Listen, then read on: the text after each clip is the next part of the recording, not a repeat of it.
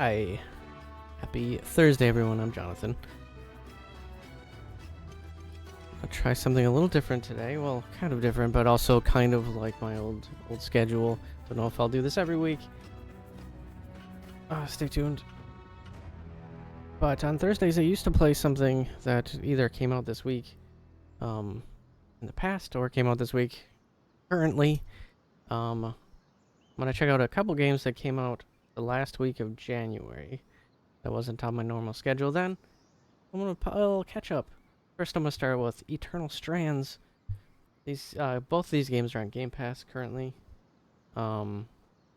This one I've heard is kind of like a Breath of the Wild meets Shadow of the Colossus, sort of Monster Hunter maybe. So that was intriguing to me, so I wanted to check that out. And then afterwards, I'll check out the start of Citizen Sleeper 2. But we'll start with this one. Say maybe an hour, hour and a half of each. Yeah, we're starting at the very beginning.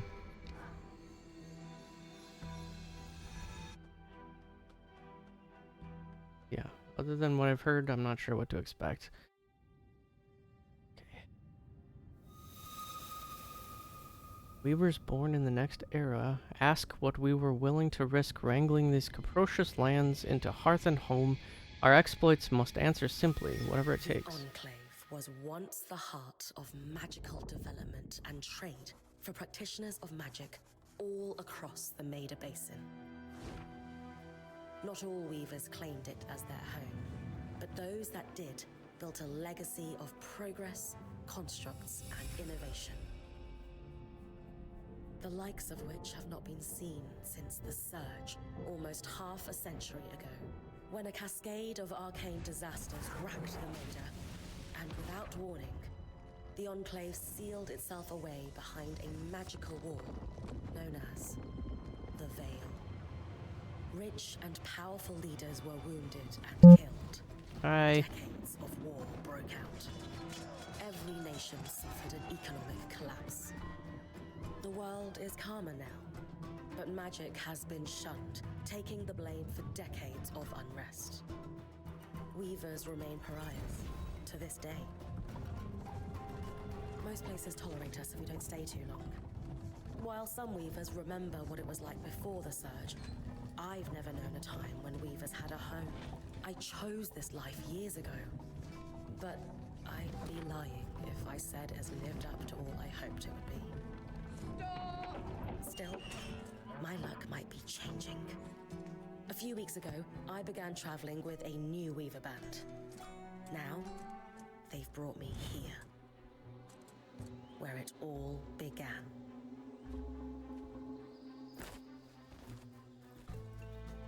Some animation here. Usually something you don't see in like smaller games.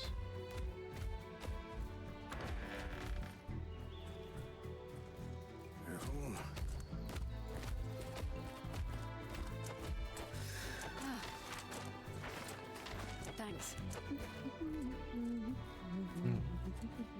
This is a game by Yellowbrick Games, which was founded in early 2020 by a bunch of people from Ubisoft, ex-Ubisoft developers.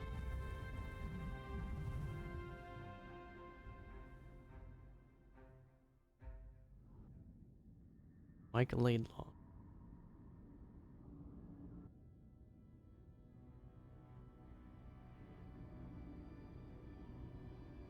Hence the experience you can see What do you think? so far. When you told me that joining your band meant I'd see the Veil, I wasn't picturing this. No one's been this close in years. The base is shrouded in tangles. Weavers have known about this safe zone in the Veil's shadow for decades, but no one has found a route into it. You have no idea what I had to do to puzzle out this passage. I definitely want to hear that story later. My hope is that we're going to find artifacts from the Enclave itself deeper into the shadow. I'll stay to oversee the camp setup. Artifacts. Why don't you Artifacts. take the preliminary scouting expedition? Really? Of course. It's important for the other weavers bird to see people. how you do in the field. The map I bartered Also for humans. Taza suggests there's a watchtower deeper into the valley. Shouldn't be. That's my first landmark then? Yes. It should help us get our bearings before we start the search for the Strand Road. And if you make any discoveries, that will endear you to the band. For sure. I'd love to find my footing with the rest of them. I'll act as the watcher on the scry and pull you back if anything gets too dangerous. Just steer clear of the tangles. Any questions before you head out? Well, what's a tangle in this case? I tell her I don't have any questions. That's interesting. It's like asking me question. Oh.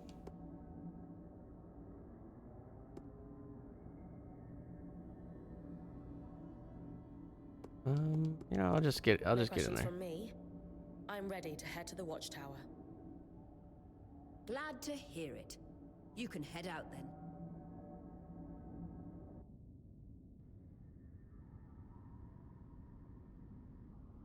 Camera's blurry right now. So first, this slight delay this morning. Capture card was getting all glitchy. Got that working, but then it wasn't getting sound from the game, and then it wasn't showing up on my TV, and then camera wasn't working either. I need to reach the watchtower, not head back to the caravan. I always like going backwards in Officials on the games. scry. Can you hear me? I can. Some interference, though. Must be the tangles. Still, strong enough to pull you out like we practiced. Dom? I'm on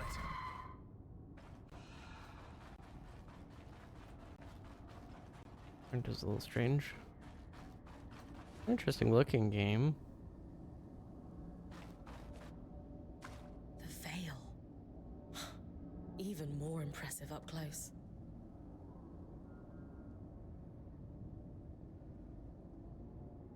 Interesting. I don't know story-wise how you could be pulled out of an area if you weren't physically in the area. Just this. I shall magnify the enchantment and Ah, thanks. Tangles. All right, so there's the Beautiful. tangles.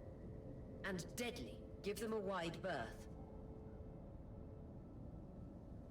The closer you get to the veil, the thicker they'll become. its shadow is believed to be impenetrable. Until now. Break boxes. Collecting iron.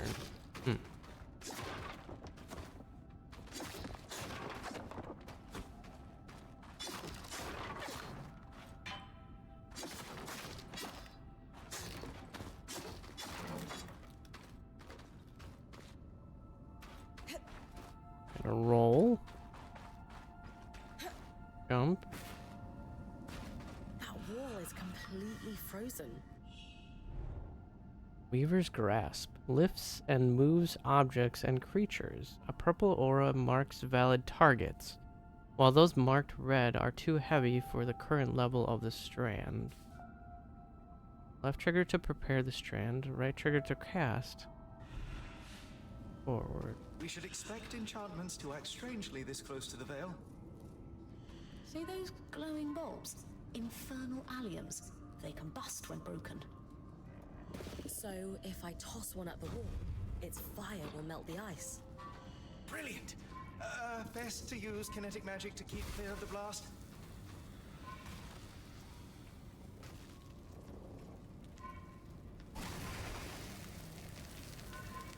Give it a moment to cool. Then you should be able to climb.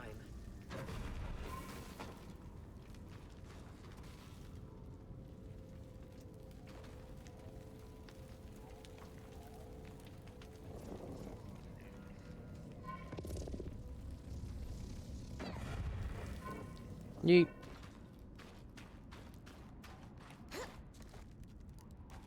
Alright, so... Oh. Ouch.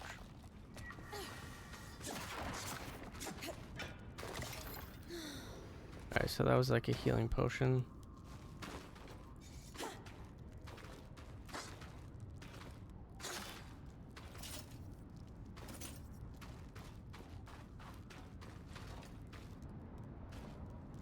Perfect. Knowing the watchtower's relative position establishes the distance to the Strand Road. You can come back to... What is that? Coral. There were rumors of a living mineral that grew deep beneath the Enclave's surface. It seems they were true. There's more of it in that cave. I could take a closer look. Too risky to deviate from the plan. First outing was just to reach the watchtower. This is going well. I say we check it out before finishing the expedition.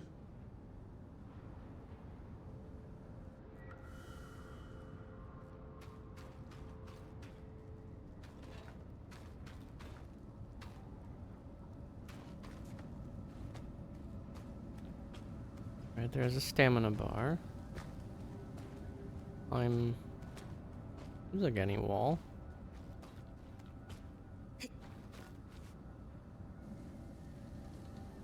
Really heavy in the tutorialization here at the beginning, which, you know, makes sense. Beautiful. I've never seen anything like it. Dom's right about it. Kinda wish this was more, like, mineral. optional, I guess. Feel it humming with magic. I keep on taking control. Aurea? Oh, hello.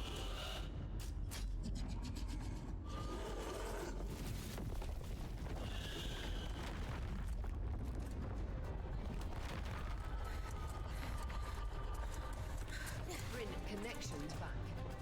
Connections. Yeah, I don't understand the scry thing.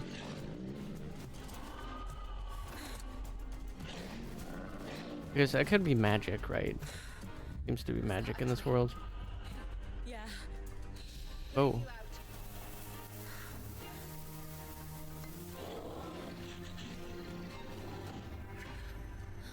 Uh-oh. Need his breath. I knew this was a bad idea. We can't extract you. Dom, fix it. And Lane have tonics on standby for her return. Oh.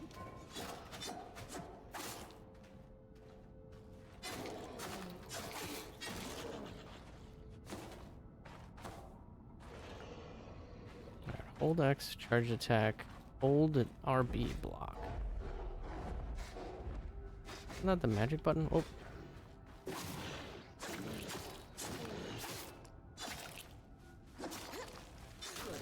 Head out of the cave so we can get our bearings. Weird how you can smash pretty much anything. Okay, stamina on the sword too. Not everything gives you resources though. Can't break that.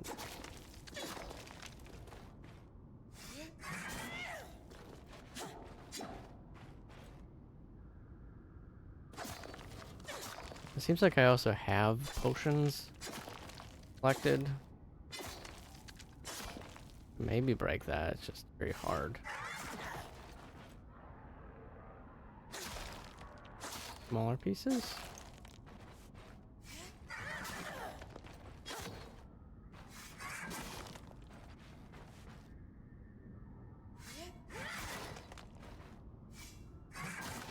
I want to know. Is this going to give me a material or something?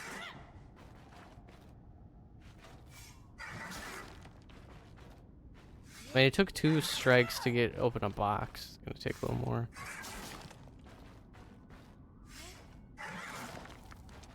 I'm doing damage to the stone now.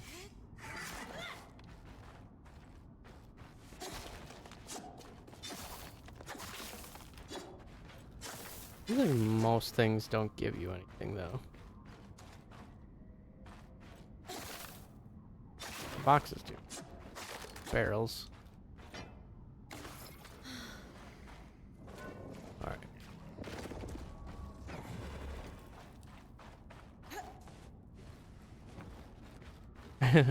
Was awkward.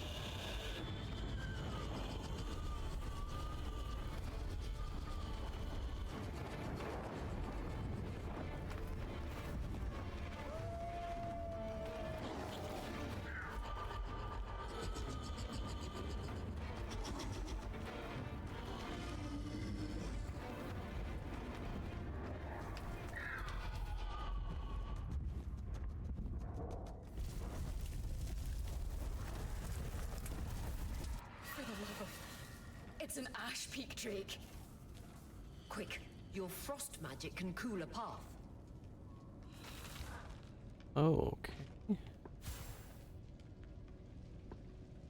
Grasp and ice wall. Ice wall rapidly freezes water in the air to create chunks of ice, useful for pinning foes of all sizes or creating ledges or bridges.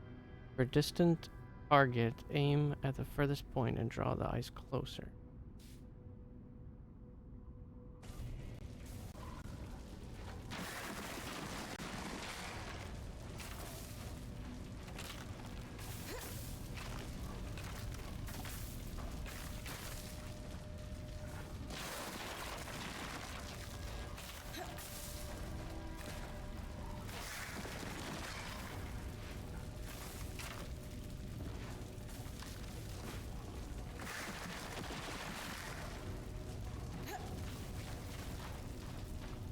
Good. I don't know how I would Still draw a working on bridge this with that. path, but you need to Very keep rocky moving. looking. Lane, got anything from the map? There should be a minor patrol path ahead that loops back to the watchtower. Oh, it runs close to the Vale, though. It's our only option. I'm on it. Oria, that drake's acting like... Let's just focus on getting her back safe. I'll go back to unpacking the armory.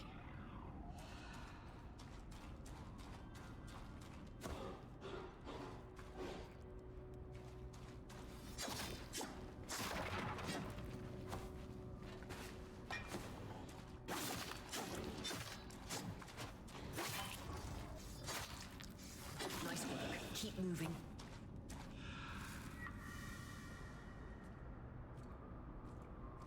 Yeah, so far, like I know they want to be cinematic. It's just, this is like not, like if you're attempting to do Breath of the Wild or whatever, don't constantly take the control away from me. I mean, it's a very like normal thing to do, but are those things like, no, I don't know if they're working together or not. Damn it, Casmin was right.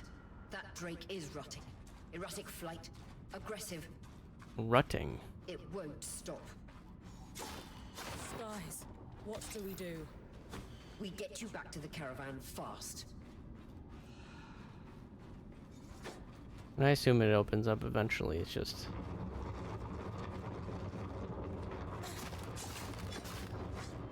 oh.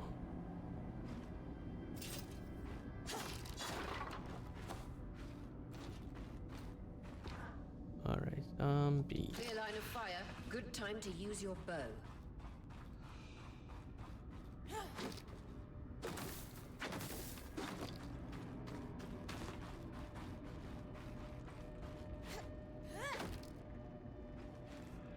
Right.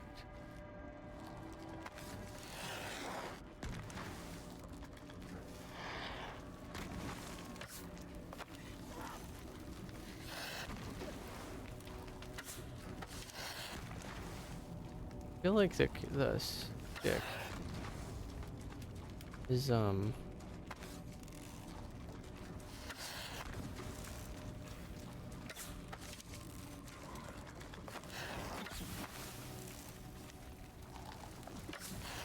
Does not feel good. Okay, I finally hit it.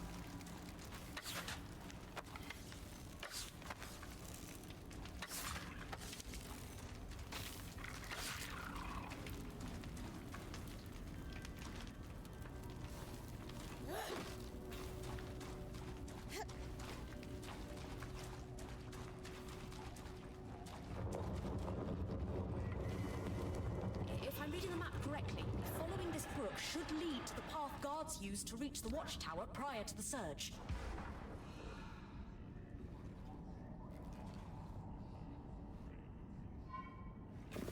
Can pull trees?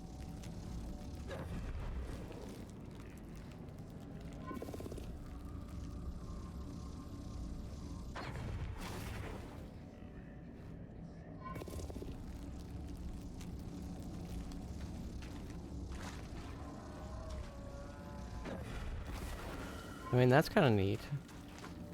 Oh. The dynamic,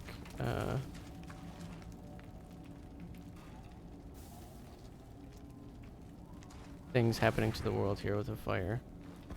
Oh.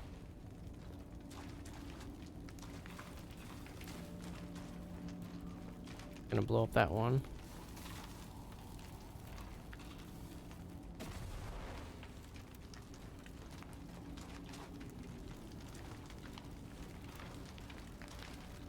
Wants to show you where the top ground is.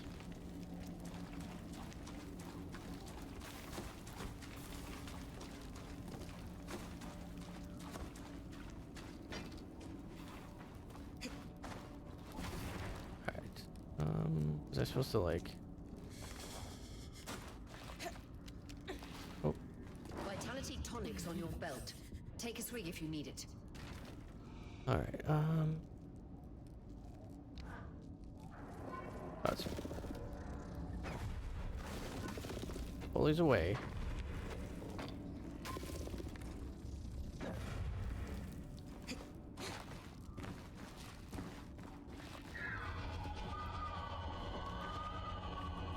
Let me see if there's a setting.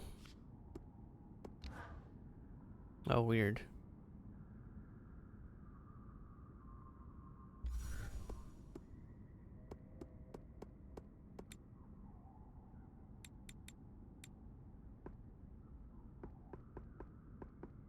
Lock on. Oh, I wonder if that would help with the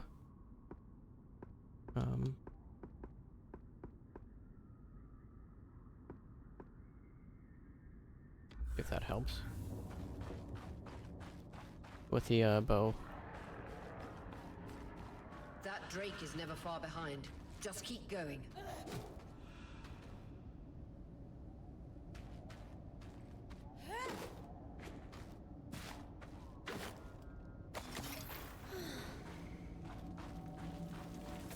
Ah. Alright, so ice.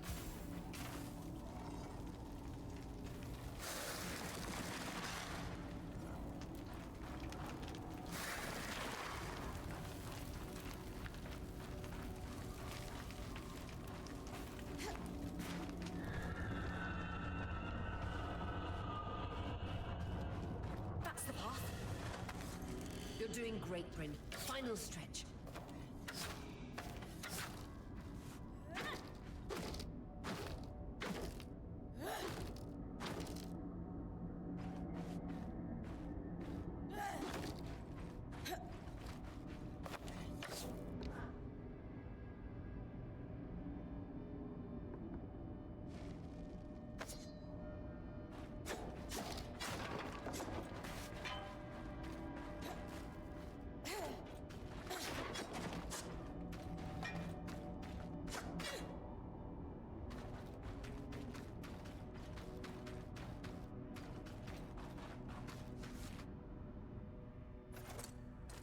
That can't be an ark.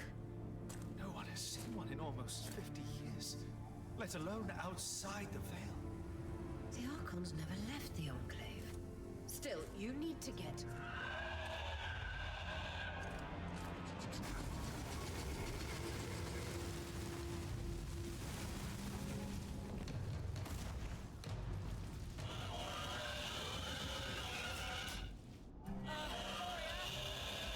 got to hold it off. We'll work on an escape plan. Jeez.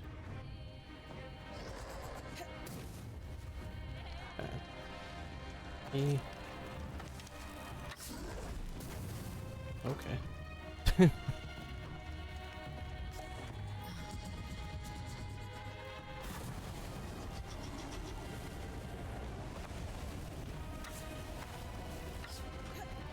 I'm stuck.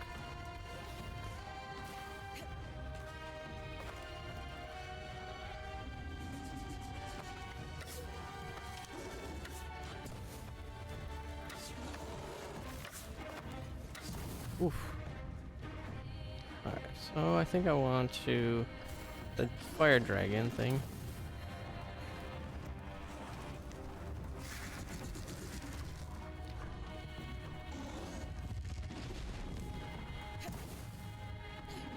Jeez.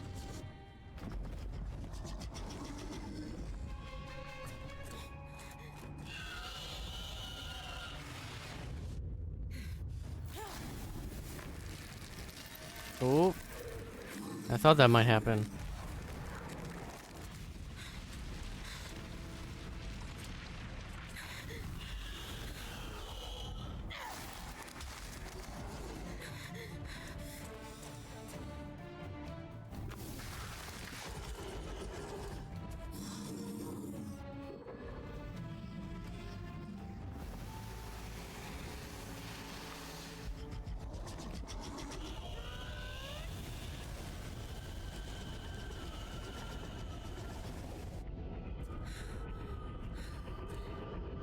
Skies.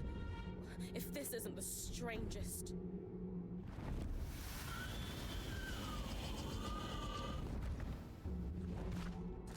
What the? Hang on, Bryn.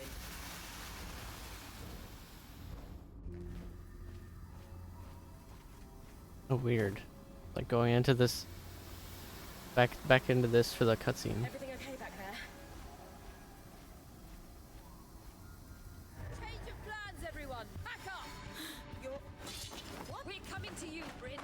Follow that arc. We need to go now.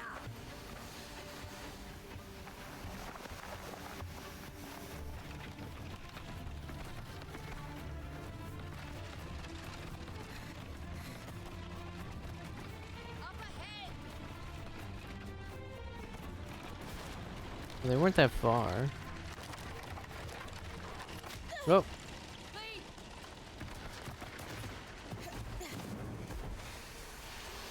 so only one bird person? Uh-oh. Ah!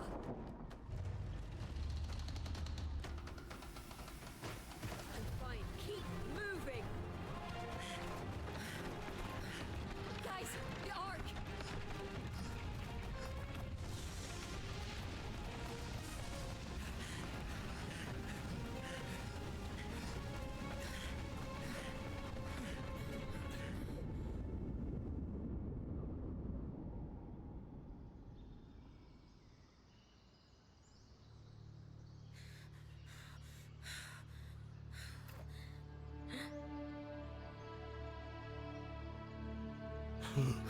That guy.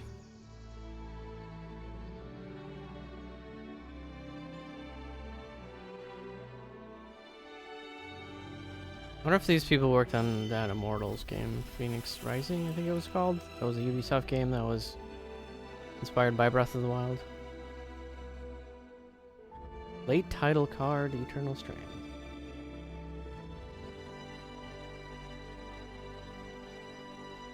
A similar look to this.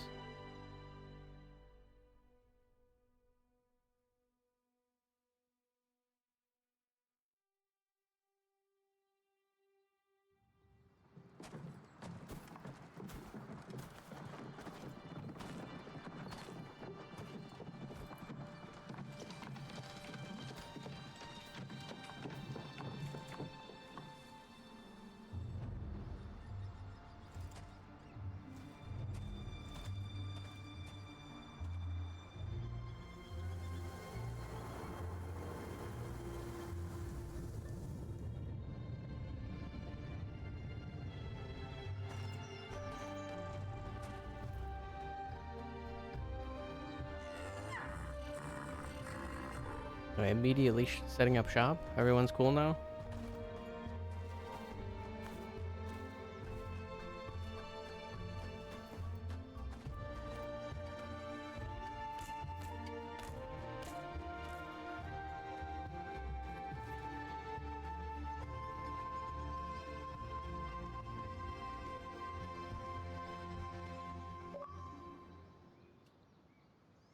Parting the veil. Has anyone else noticed we're practically sitting on a loom gate? I maybe would have if I knew what a I can loom wait, gate was. Dom. Arya, you should be resting. If your wing doesn't heal, our point is out of commission. That's what I need to address. While my wing recovers, Bryn will take over expeditions as our acting point. You sure she's ready for all of this? Bryn did face down an Ash Peak Drake and lived to tell the tale. I think we're in good hands. Yes. I have every confidence that she will make a great point. As long as we don't all die here first. Yeah, these dialogue choices guide Bryn's demeanor and explore different parts of her character. There are no wrong choices in quotation marks. And I'm like talking to Bryn almost in a way with these options.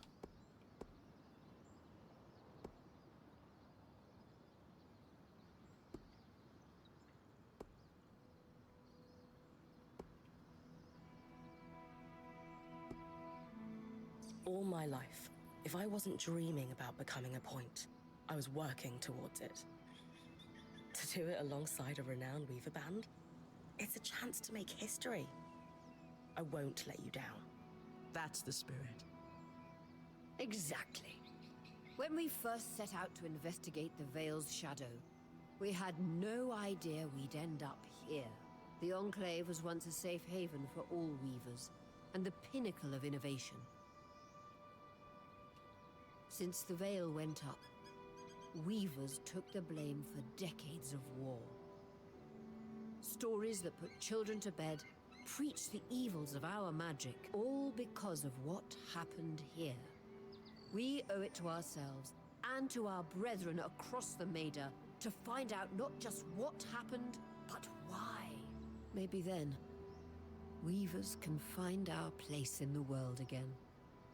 But first, survival. Bryn, that's you and me.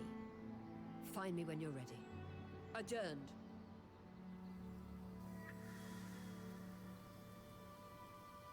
The scribe. The whole band gathers around when I'm away from camp.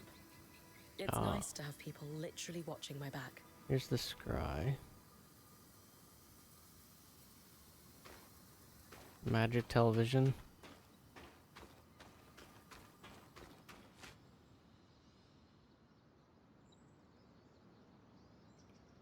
I wonder how this arc managed to get us through the Veil. By the looks of it, it was a one-way ticket. Well, the Enclave built many arcs and other magical constructs. I've never heard of one designed to repel Drake's breath, though.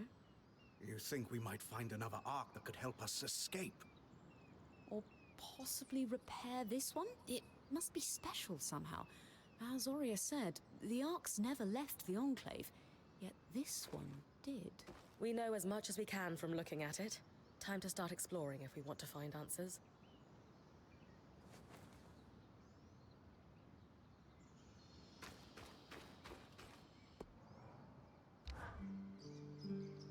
Loom gates must need a massive source of magic to function. An active talk provides optional conversations or react to events. Talk never starts or advances a quest. Dom? Hello? Bryn, you are going to check out the loom gate at some point, right? Yeah, of course. Good, good. Why it refuses to function is a mystery we must unravel together. A priority. Not worried about our survival in an unknown land filled with volatile magic like the others? Details. There is so much to discover, survival will take care of itself. Or Casman will insist it does, at least. So, our acting point. Is your heart racing at the prospect of traversing these lost lands?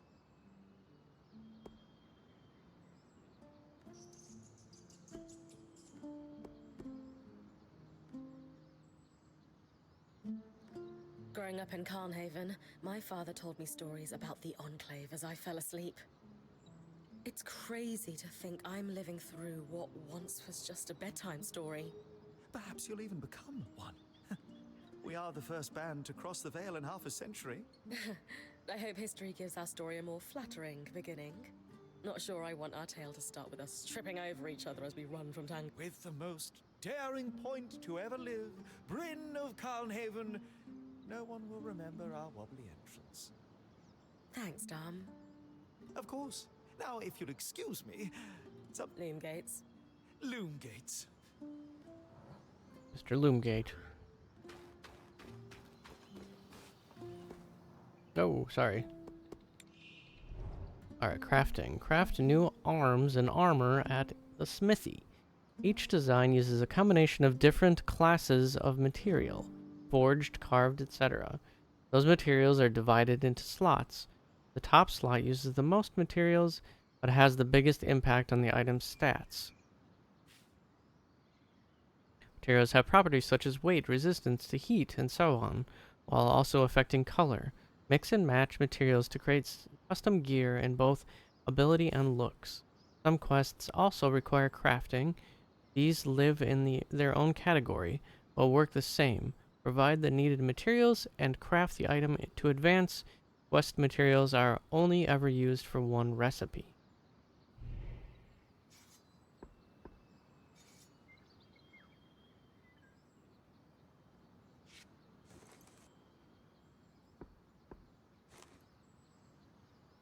Does red mean I don't have enough?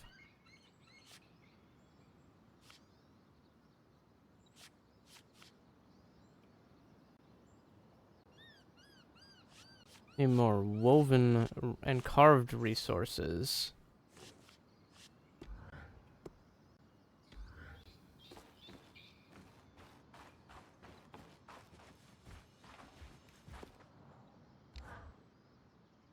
Sev, how are you holding up? Oh, fine. I mean, I'm trapped inside a magic bubble that's filled to the brim with life-threatening creatures. Also, left an entire known world behind, and I'll probably never see remnants of my past life again. But, you know, I'm fine. It's okay if you're scared, Sev. I'm a little nervous myself. Oh, good. Our point is worried. One person Okay, I guess supposed to be Sebastian fearless. wants Sev. This apprenticeship is turning into more someone than I signed to up for. push him up, pull him up. That is Not completely console with, I understandable. guess. We're Yeah. You're probably right. Listen, Of course. I'm here for you, Sev. We all are. sure. Yeah. Always the big guys, like my cat Totoro. Big ones are the scaredy cats. So that's the Loomgate guy. The arc thing. Odex compiling, which I don't have access to yet. You seem lost in thought. Settling in all right?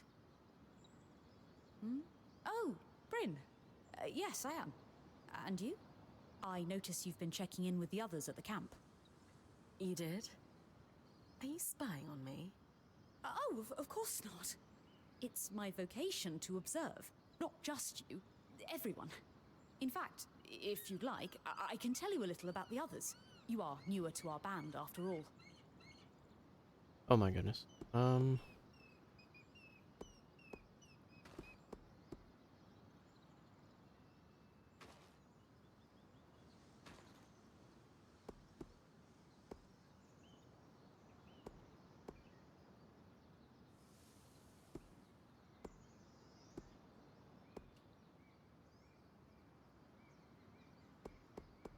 Lane, offering insight about the others is nice. Oh, me? Yeah. Tell me about yourself. There's not much to know, really. I suppose I'm the typical third child to a second son of a patriarch of a minor mercantile house in Judea. Normal. What? I've enjoyed the experience of growing up in a family embroiled in feuds so long-standing that no living relative can recall inciting incidents. At a young age, scholastic endeavors became my escape from the familial turmoil until I could finally leave home, and so on and so forth. Nothing but a classical presentation of third child issues in a Udean mercantile family. Right. And how are you feeling since we entered the Enclave? Truthfully, I'm not sure. Nothing's really wrong, but You sure? Whatever's on your mind, I'm happy to listen. yesterday, entering the Enclave in our lifetime seemed impossible. That was yesterday. Yet today, here we are. It strikes me as an opportunity that was profoundly easy to miss. That's all. Anyway, thanks for listening. Alright, can't access that yet.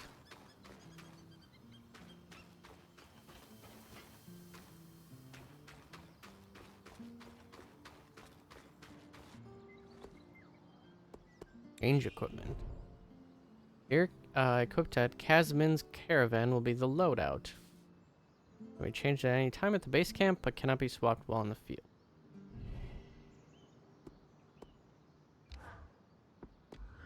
Gotcha.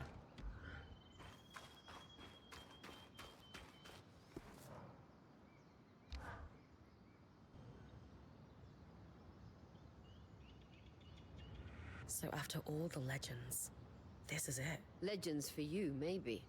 Some of us trained under weavers who were born here. Still, it is surreal to see it for myself now. You're going to be out there, exploring.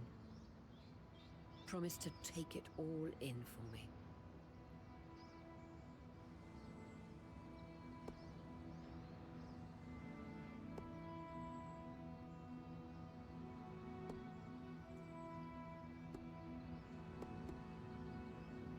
You must be devastated that your wing is holding you back. I can't deny that my heart breaks at the prospect of being stuck behind the scry. But knowing I've found the right replacement helps. Besides, this wing won't keep me down for long. I'll be back out there soon enough. I wouldn't have it any other way. Anyway, enough with the sentimentality. For your first expedition, we need to get the lay of the land. Thankfully, Lane Free has an old map of the Enclave to help us get our bearings. It's 60 years old, pre-Surge. No chance it's accurate, but that's where you come in. I'll update it as I go. Exactly. We've made camp in what was once a way station for caravans entering the Enclave. Just below us is Glintwood Hollow, a valley on the outskirts of the Enclave. I've scanned it from the overlook, and we've got 2 landmarks of a second loom gate and what appears to be a giant statue, possibly an ark. You can see it from here? Must be massive. If either is functional, Dom will throw you a party. I'll be with you on the scry. With fewer tangles, we're hoping the connection will be stronger. The path is down by your tent. I'll head out now. Alright, leave via the path near my tent to start scouting Glintwood Hollow.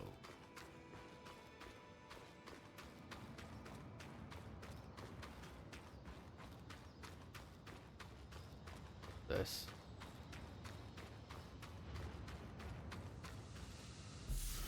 Arcane tools. Codex fragments. Archive.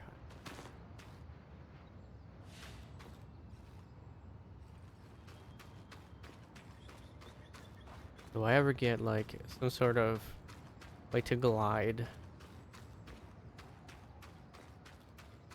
I'm also curious on how much this opens up. Heard it's more zoned, like in older Monster Hunter games. This is where I'm going.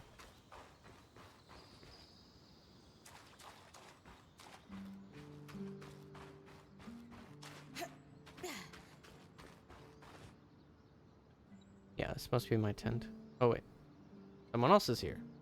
Your tent. Oh. Might not be glamorous, but you can rest here when you're not gallivanting on expeditions. It's perfect. Don't know about perfect. I could have done a better job if we didn't lose half our supplies when we passed through the Veil. Seriously, I didn't have anything close to this in Aaron's band. Half the time I was lucky if I didn't sleep on dirt. Huh. That's unfortunate. Can you sit down, May? Hard resource. Oh.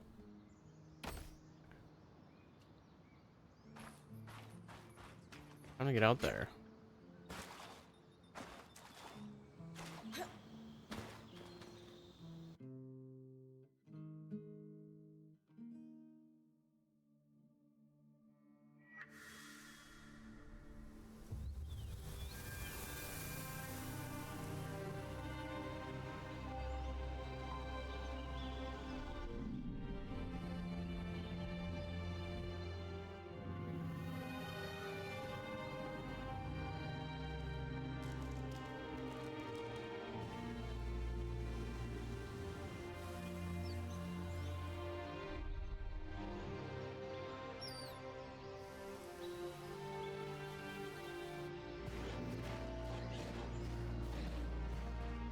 There's a giant arc. Oh.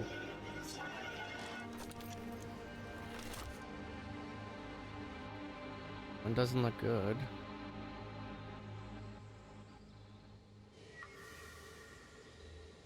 Look for the second loom gate in Feller's Arch. Look for a great arc near the collapsed mine. The map. Codex. Quests.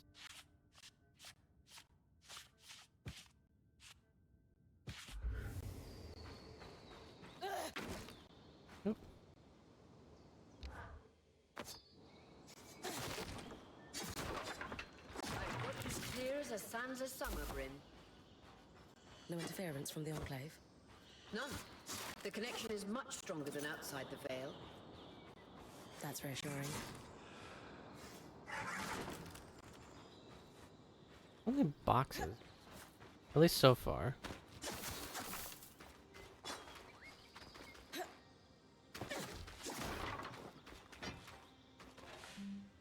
Stamina's low.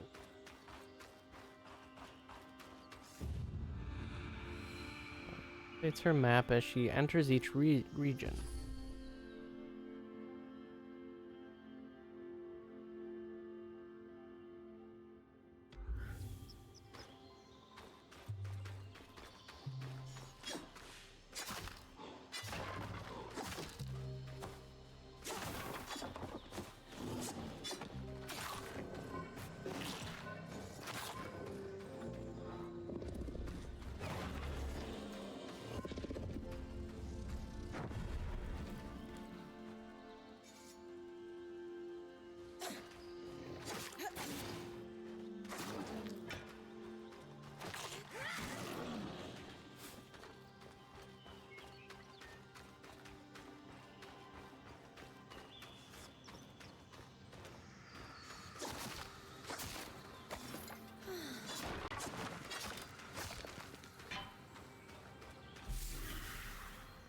While the surge clearly struck the Enclave hard, the map remains generally accurate.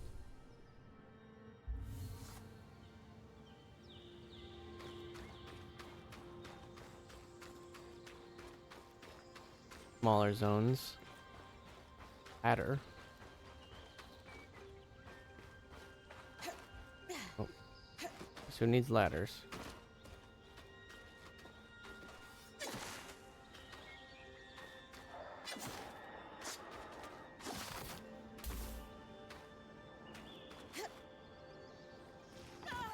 Oh, fall damage. Not really?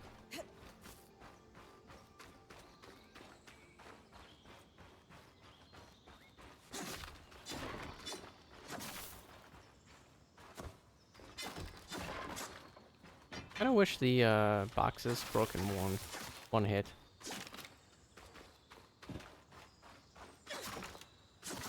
Seem to glow when they have something in them.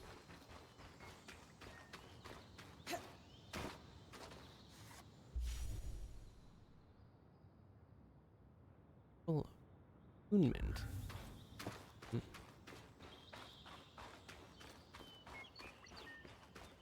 Also, so far this seems fairly linear. Ice pins foes in place for a time. Oh, there's that weird bow guy. Alright, that I go here. More arcs. And they're clearly happy we're here. Arcs were supposed to be used for manual labor. Hostility is strange.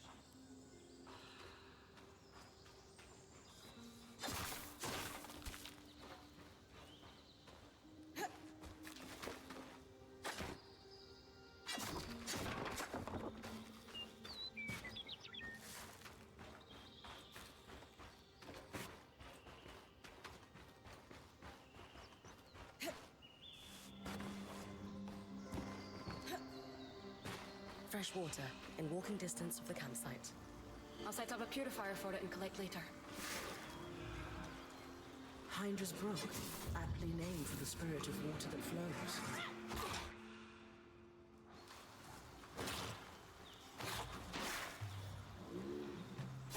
Oh.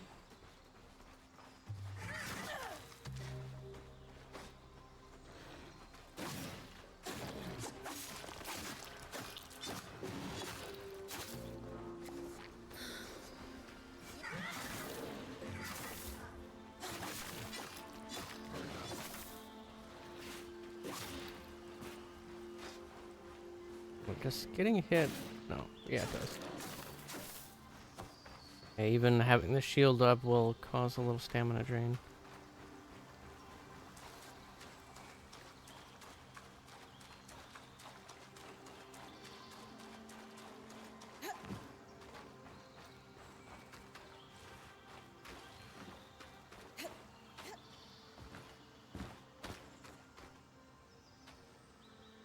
This thing.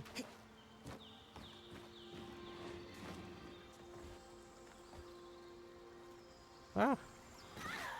Jeez. It was a strong reaction.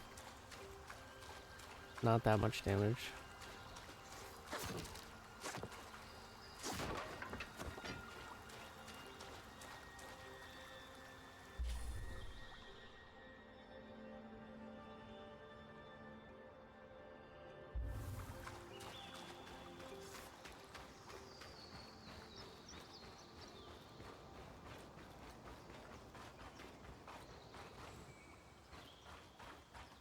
Creatures could be hunted for food. Any of these plants look edible? John will put anything in his mouth if he's curious enough. Whatever he doesn't vomit, we'll eat. Just try not to poison him.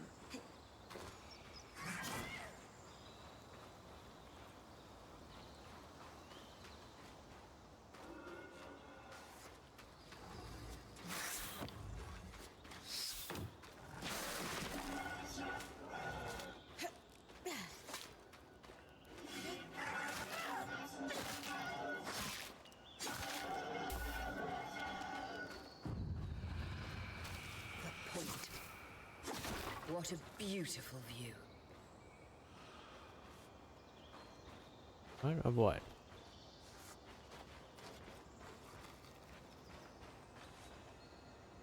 I climb that tree.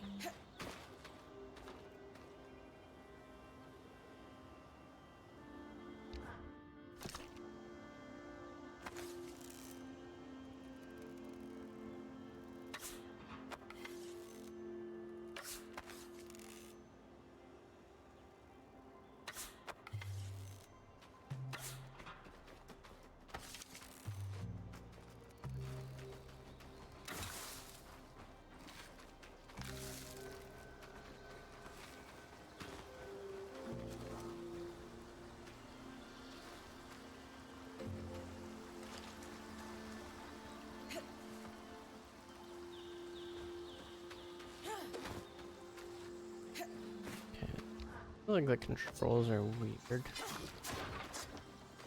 I want to go into switching more easily. RB, I guess that does something.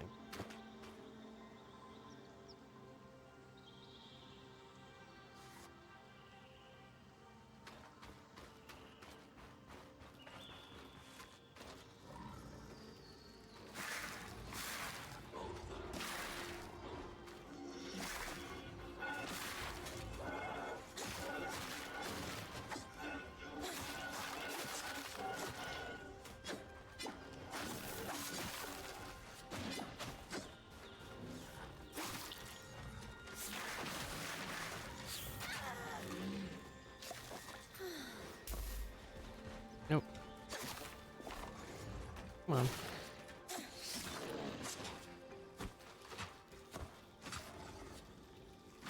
Yeah. Wait, were they fighting each other?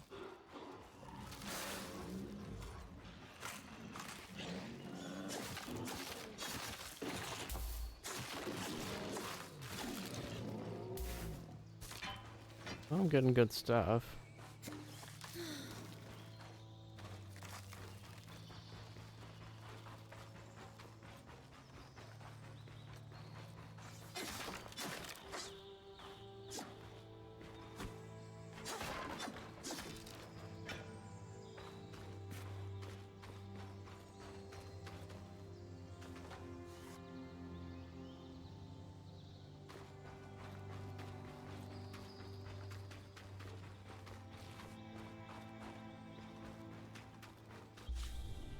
Oh wait, I'm heading backwards? Alright, I want to go to Feller's Arch. This way. Seems like there's different like general paths from one point to another. But otherwise it's sort of an open area, but kind of linear at the same time.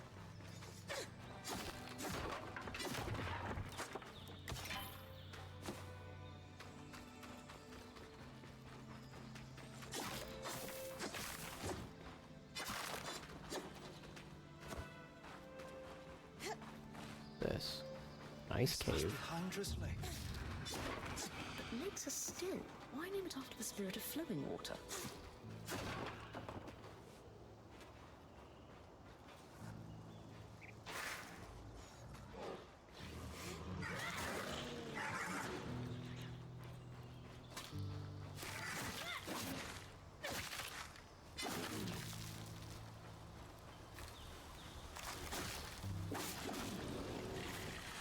Use a stronger sword.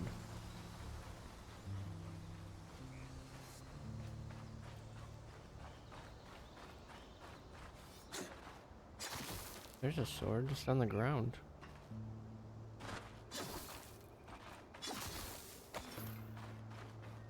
Alright, so I probably want that thing.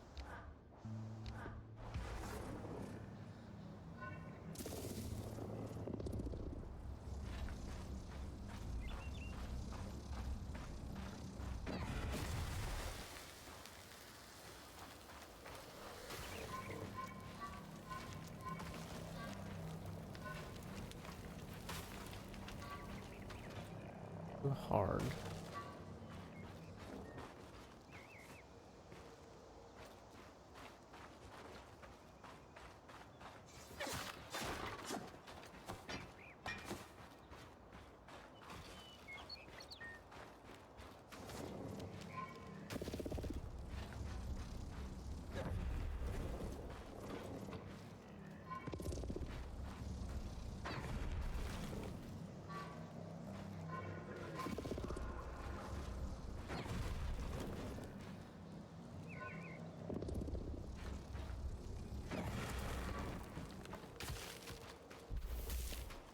Foes who die while frozen, fire or frozen are considered tempered and have higher chance of dropping rare materials.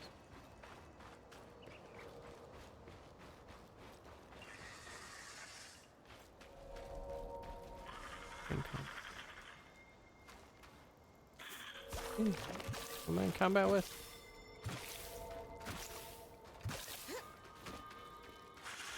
Oh. Heck is that thing?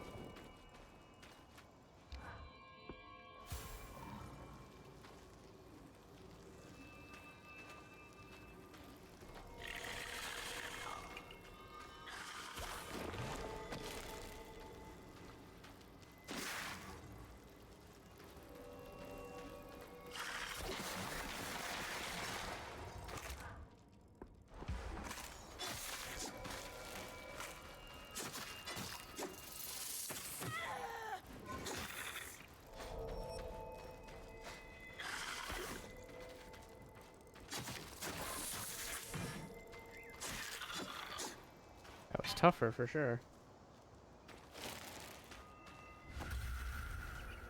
Ooh, designs for crafting.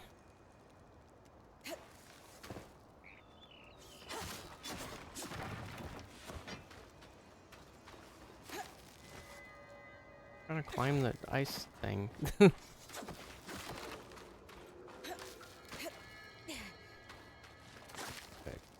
Chest. Maxed out on steel? Weird. Return to the base camp to safely store all crafting resources or clear space in her bag.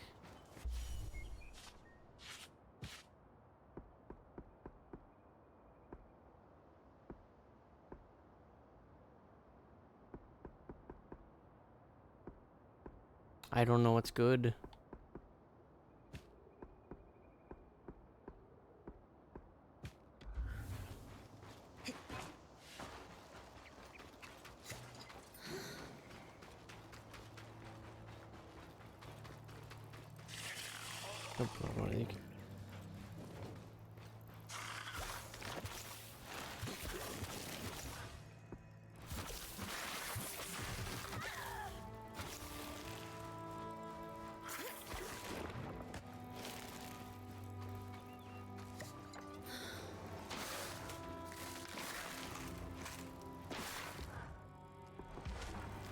Oh no, not another one.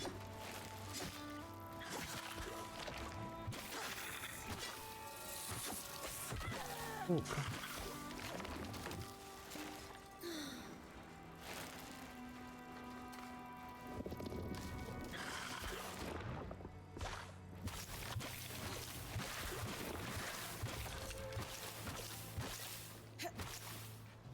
Jesus, poison.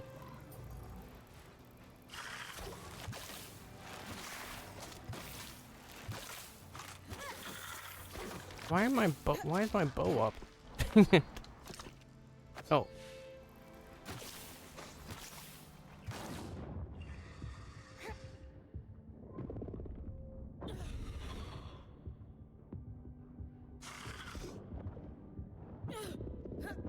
Oh, I'm gonna die. I got you.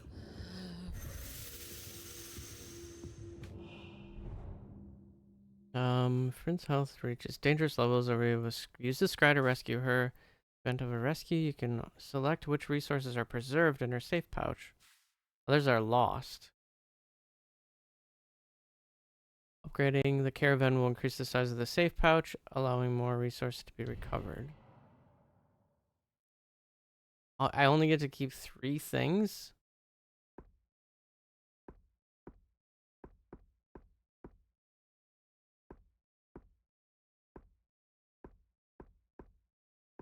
I don't know.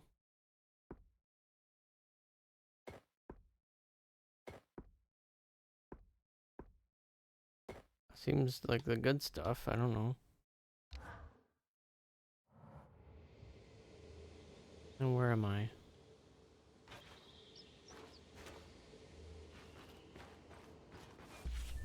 At the start.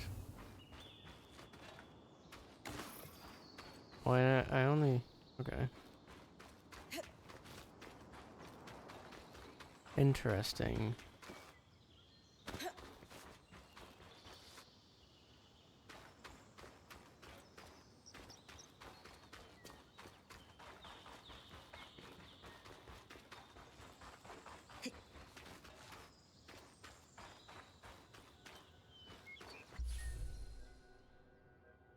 It has a green check mark. Does that mean I explored that?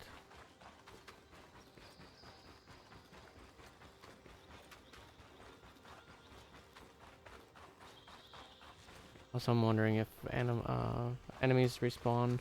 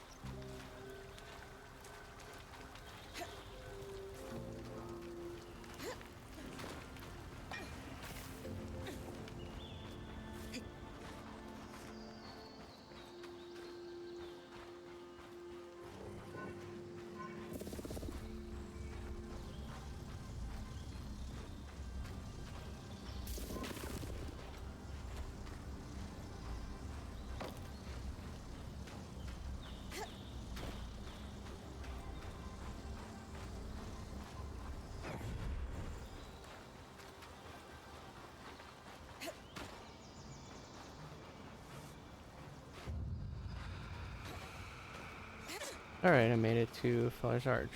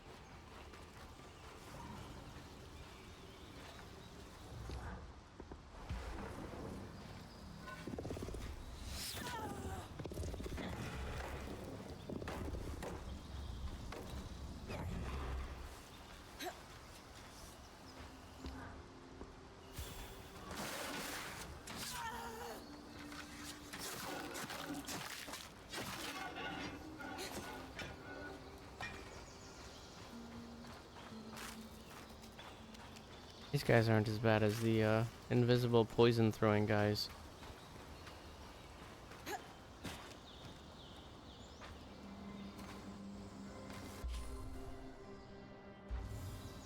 I'll turn around again.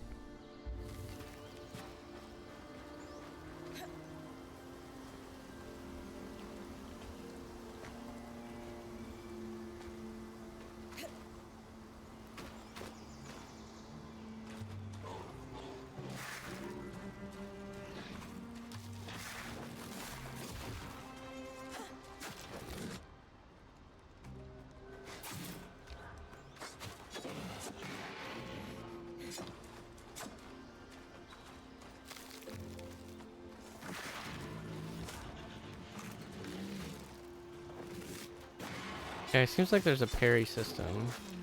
Or a blocking system.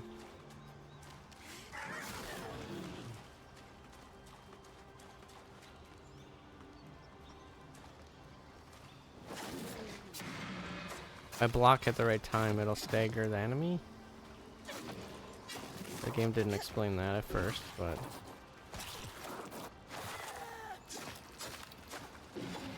Oh, jeez. And I'm trying to... I'm trying to heal. This weird game. Let me go back.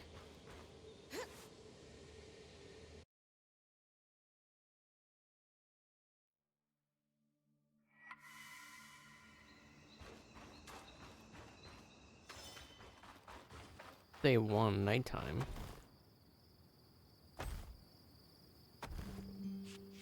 Okay, I see.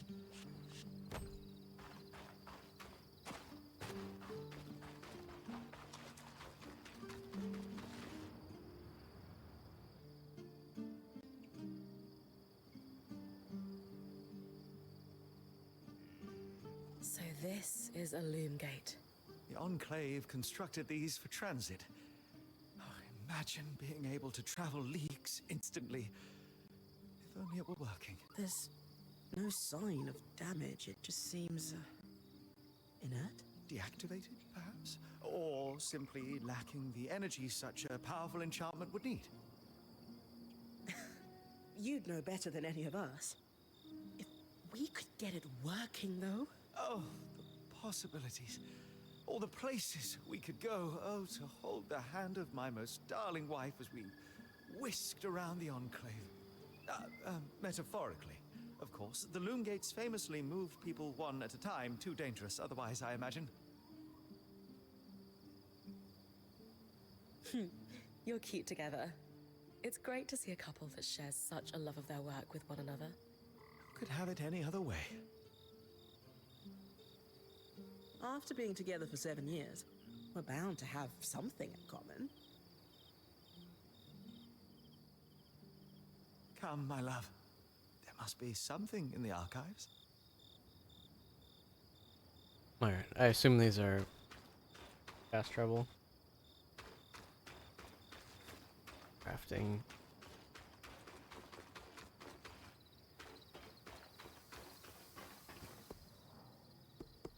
Okay.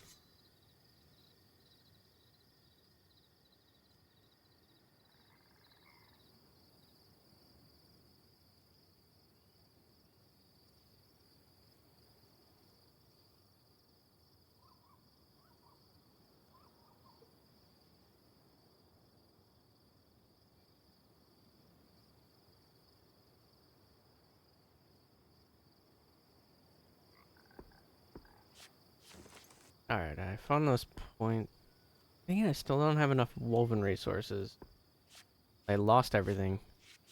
Like, I wonder if it's, like, meant to be...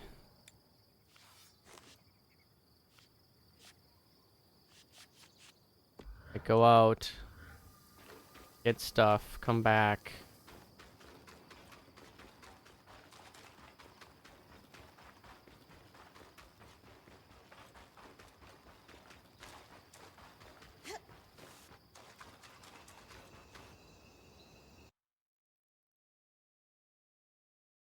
What if it be nighttime here now? Yeah.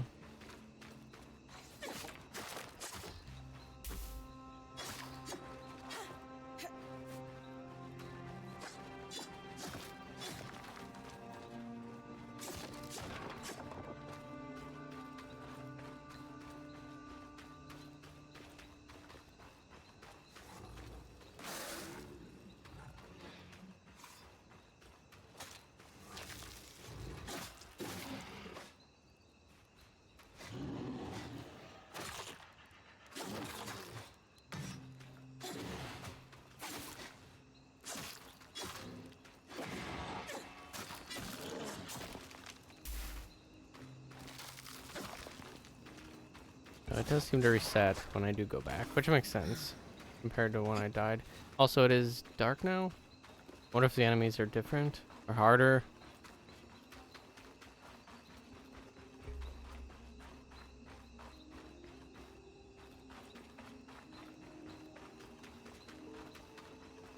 Oh, hello.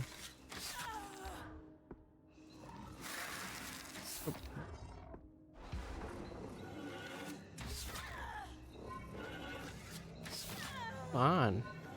I'm trying to grab this thing. What? Oh. Okay, well, that's good.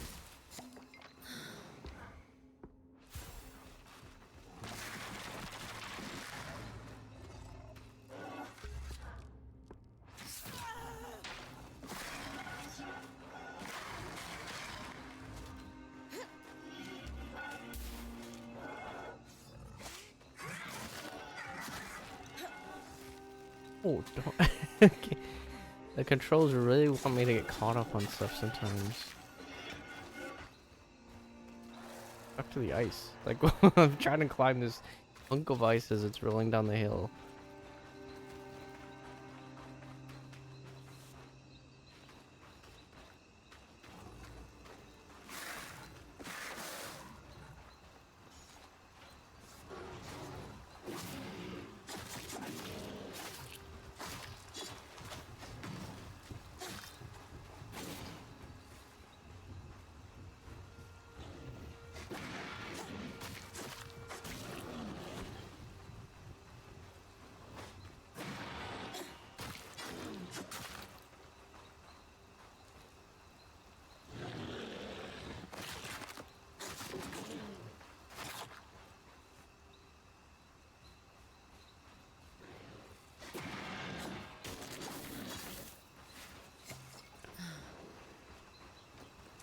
It seems like you can't be. There's no little souls in here.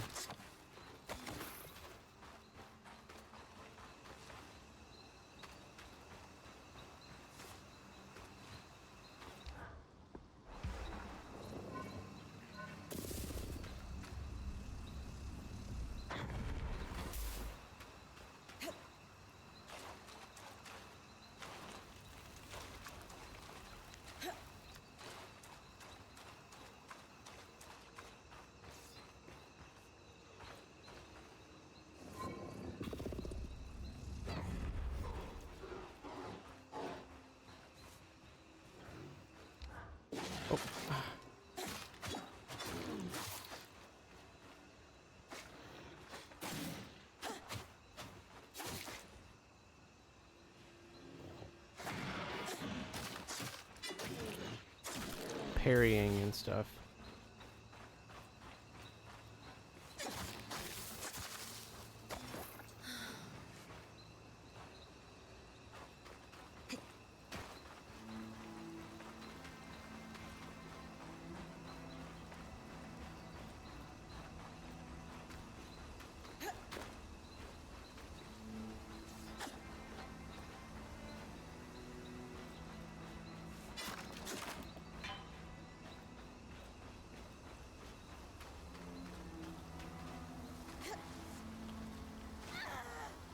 Oh.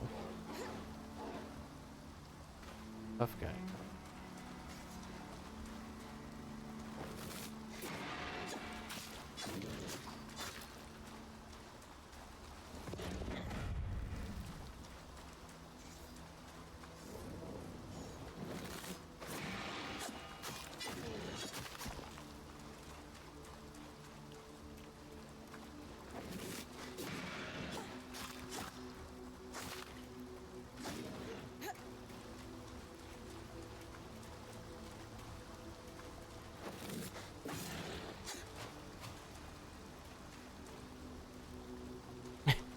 Oh,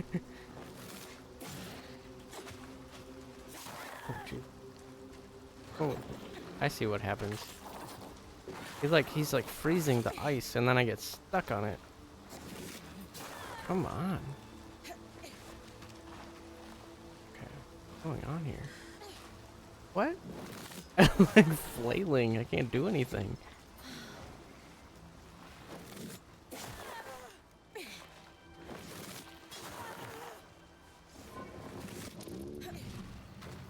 Oh, this is horrible.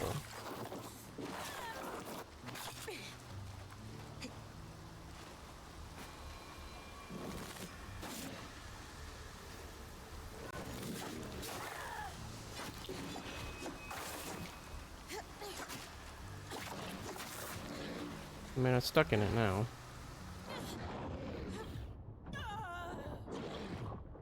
Wait, I'm still alive. Maybe they're just things that I can't tackle yet, right? Like, I'm just not gonna fight that thing.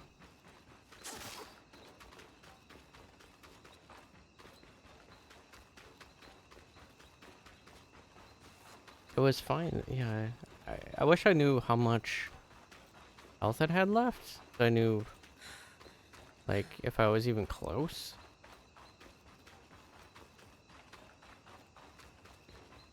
What happened there?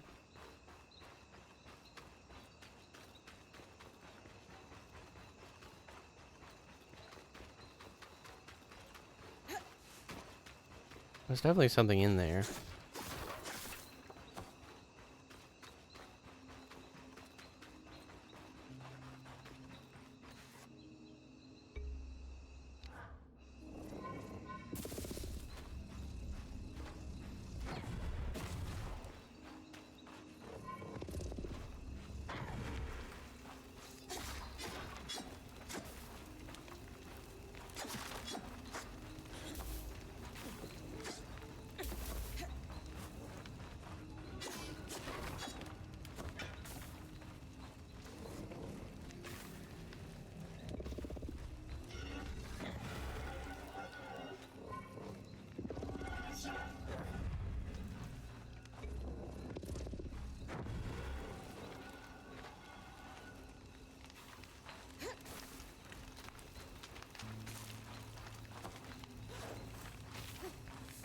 Yeah, the ice is a tough one. Like when you start freezing the ground, I'm moving super slow in that area.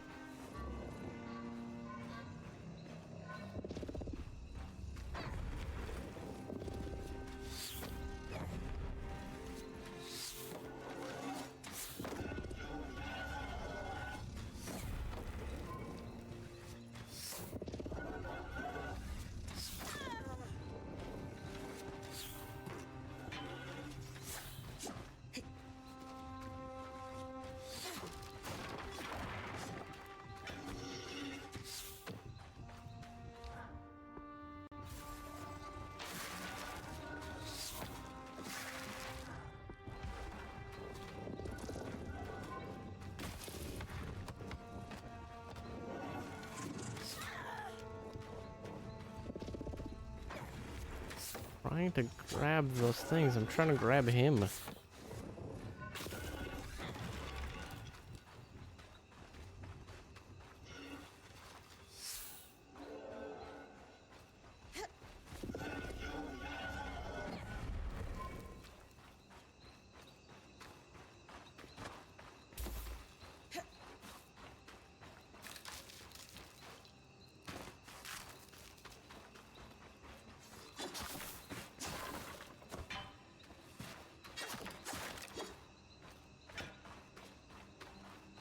ice cave, which I already got thing out of.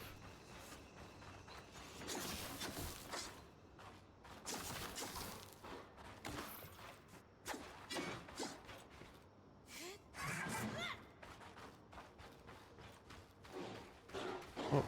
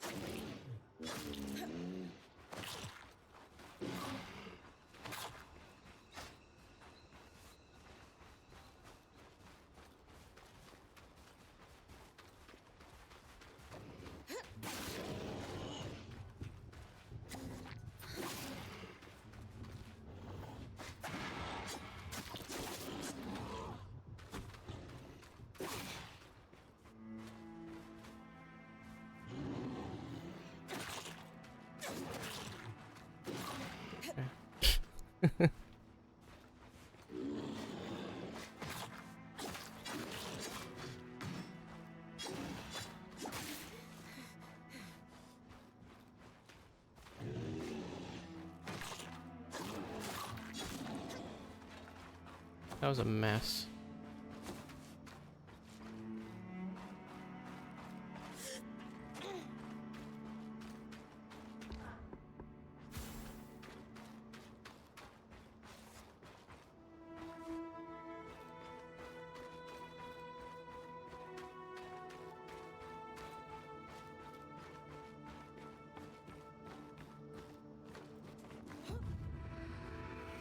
Collapsed mine.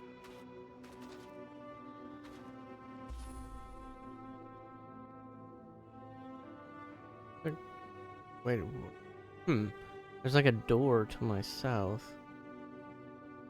Similar to like the entry point. It says 1 out of 5 something on the bottom as well. Maybe chests, I'm not sure.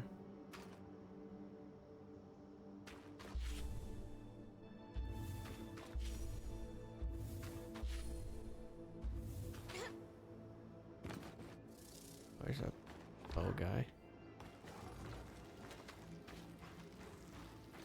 Freeze him. Grab this.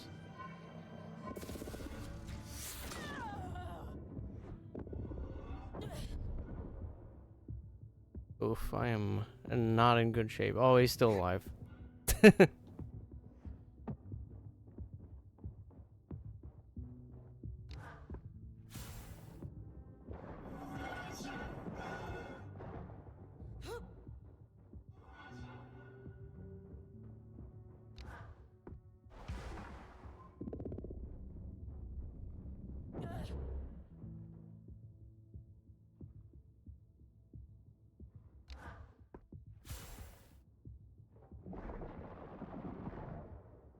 Oh, am I still breathing?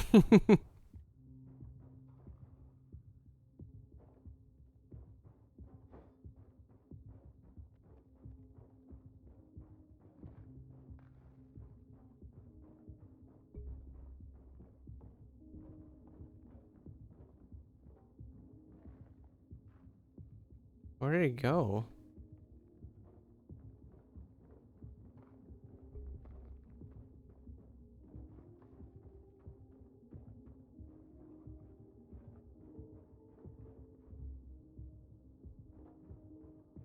Oh.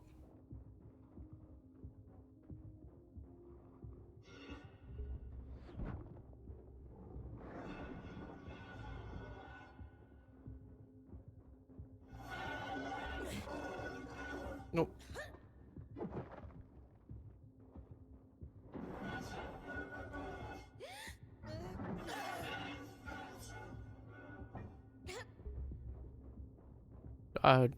Health would be nice, game.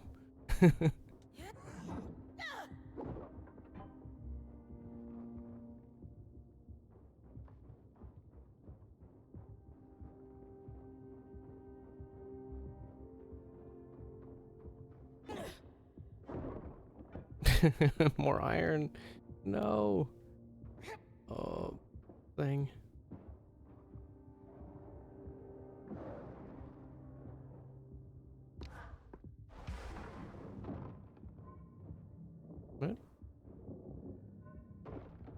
That just breaks it?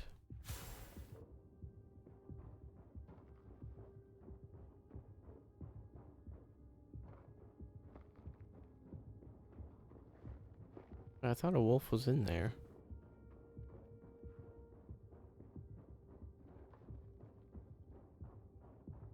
Like something here.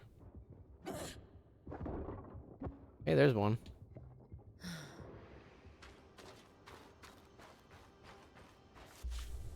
Okay, I'm heading back, sort of. This looks dangerous.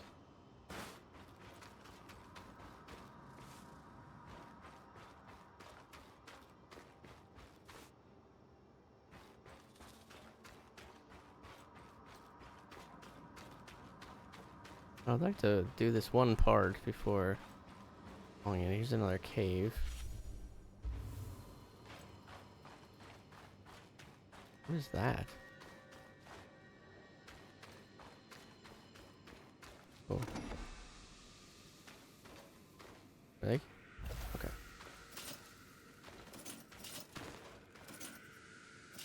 I can't carry any of that. Ceremonial kindling. Material for starting a fire, especially treated to ensure a fearsome.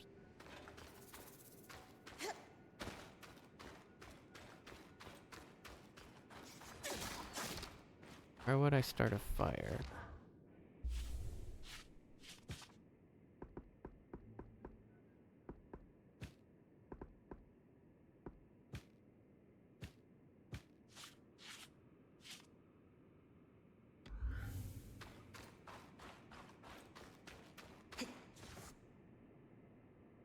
What is this? Can't go in there.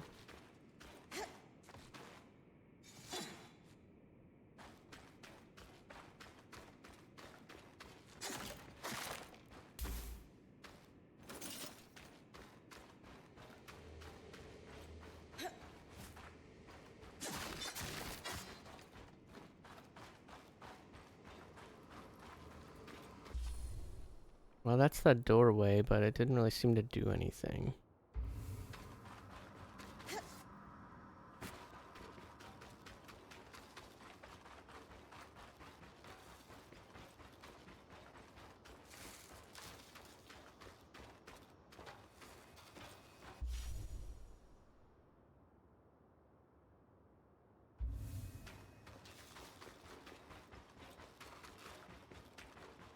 Okay, here's a giant thing.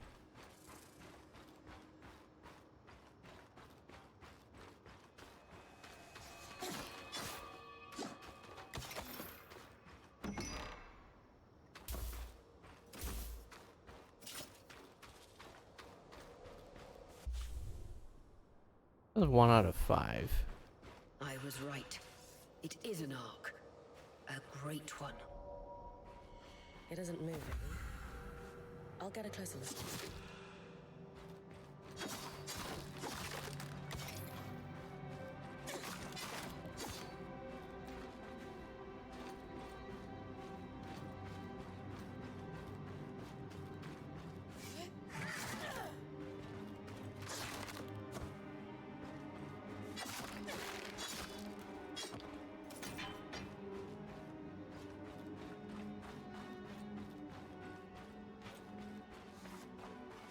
Alright, when close to a surface, you can also use Y to climb. The behavior will be toggled to default option.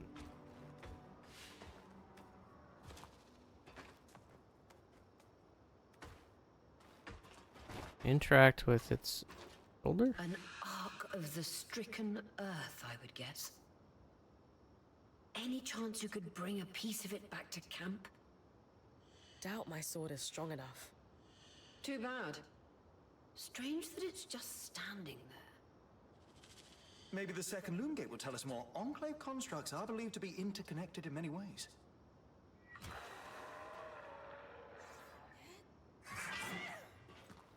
Yeah.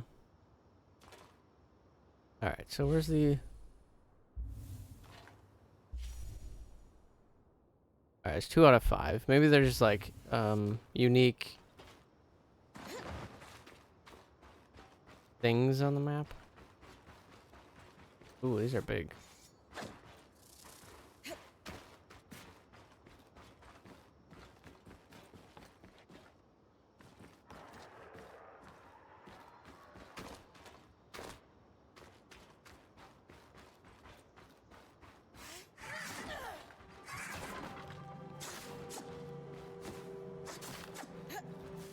Now I'm full of vitality potions.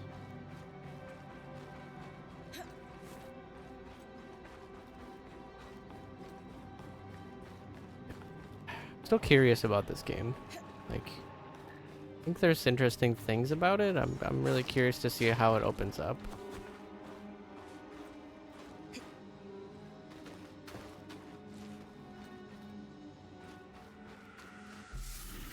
Are these the things that...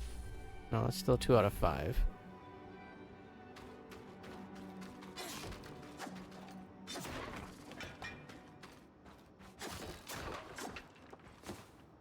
I think the controls could be a little tighter. Not just me, like, stumbling over, oh, I hit the RB instead of LB or whatever. Sometimes I'm climbing things I don't want to climb.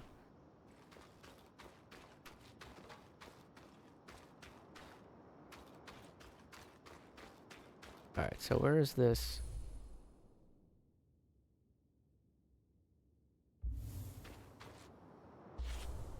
It's like this way.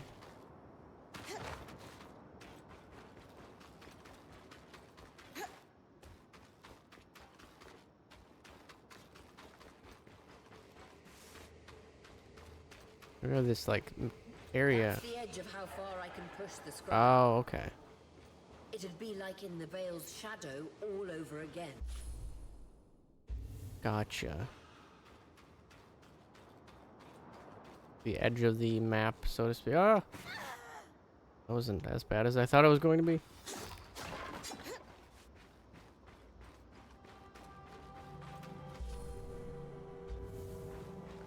Bag gap here.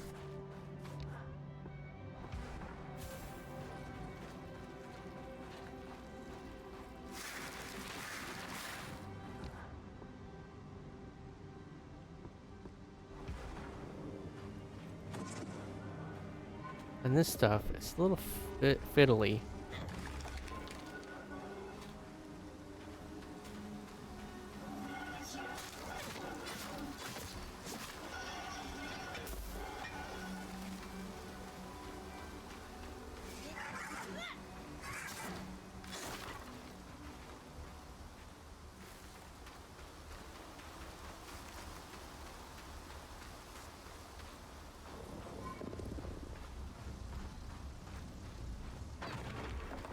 It's easier to throw that stuff. Big guy.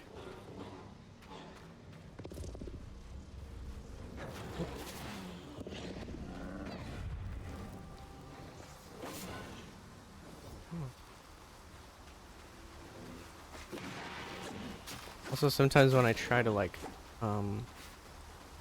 snap onto a target, it takes, like, a couple clicks.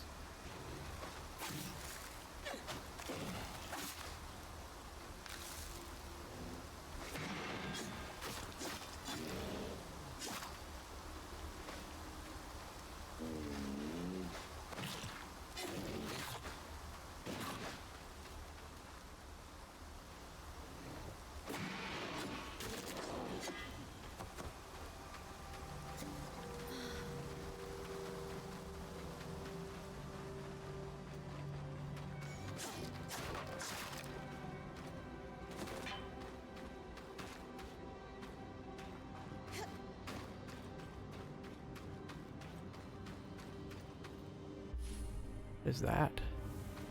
Oh, that's the loom gate.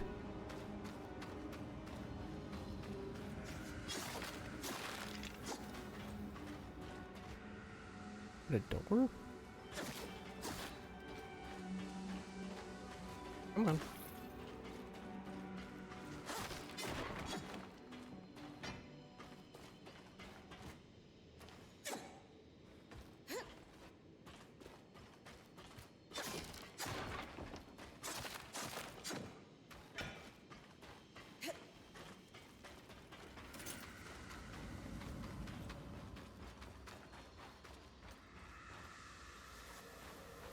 This must be the second Ooh, loop. long discarded staff. What's covering the base? Healed for an arc, still thrumming with I'll check it magic out. despite long years of sediment.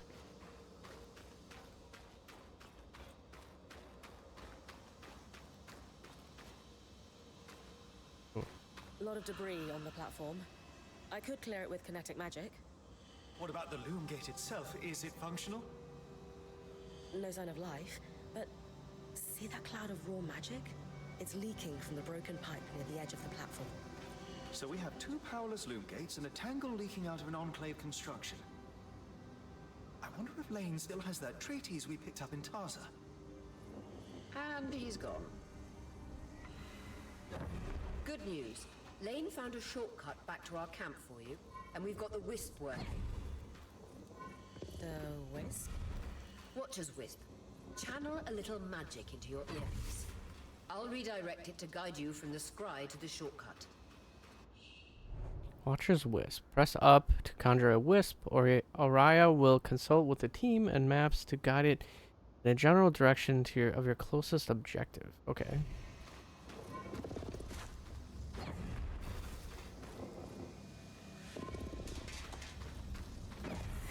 First I'm doing With the this debris stuff. gone, this loom gate doesn't appear to be in poor shape at all. I should see if the others have any ideas for this.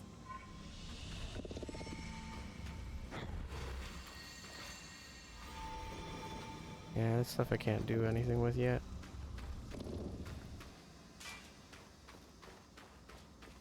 Well, at least I found the two things. Alright, so... I see the path. Good. That should take you to the shortcut.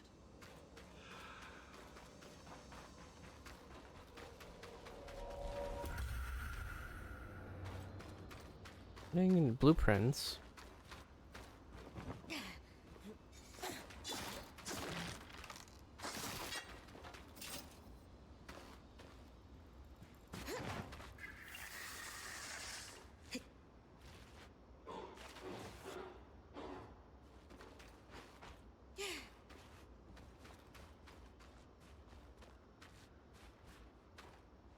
Oh.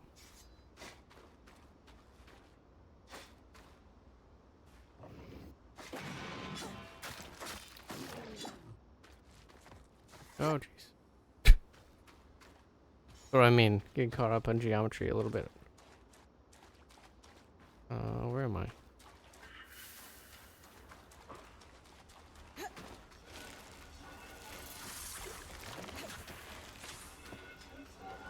Oh, there's a mess there, huh? Oh, I see. There's a cooldown.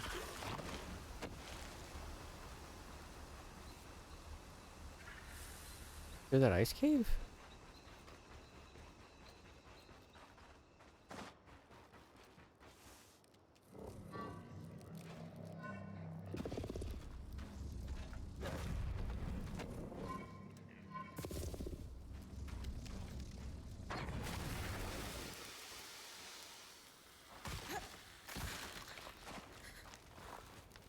Oh.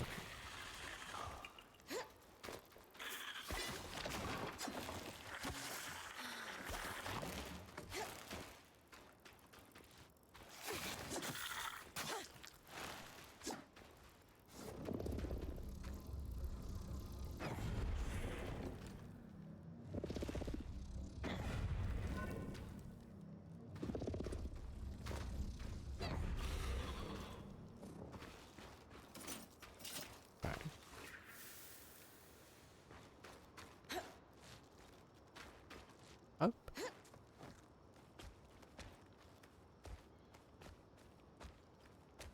Am I am I just on the wrong side of this?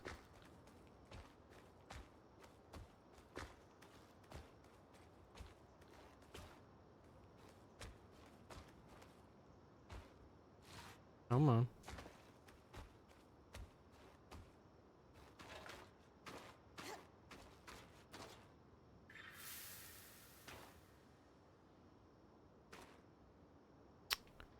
Well,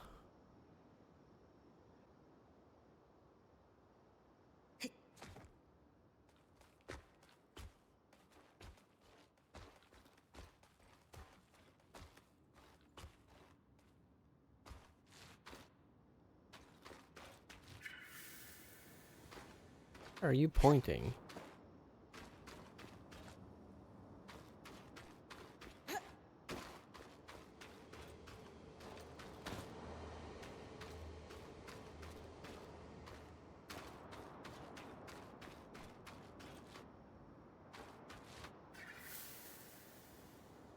Like inside this thing.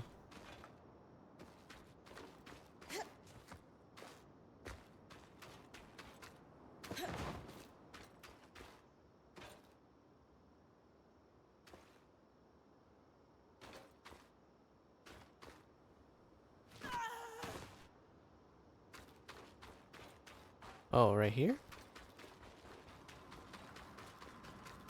That should be it.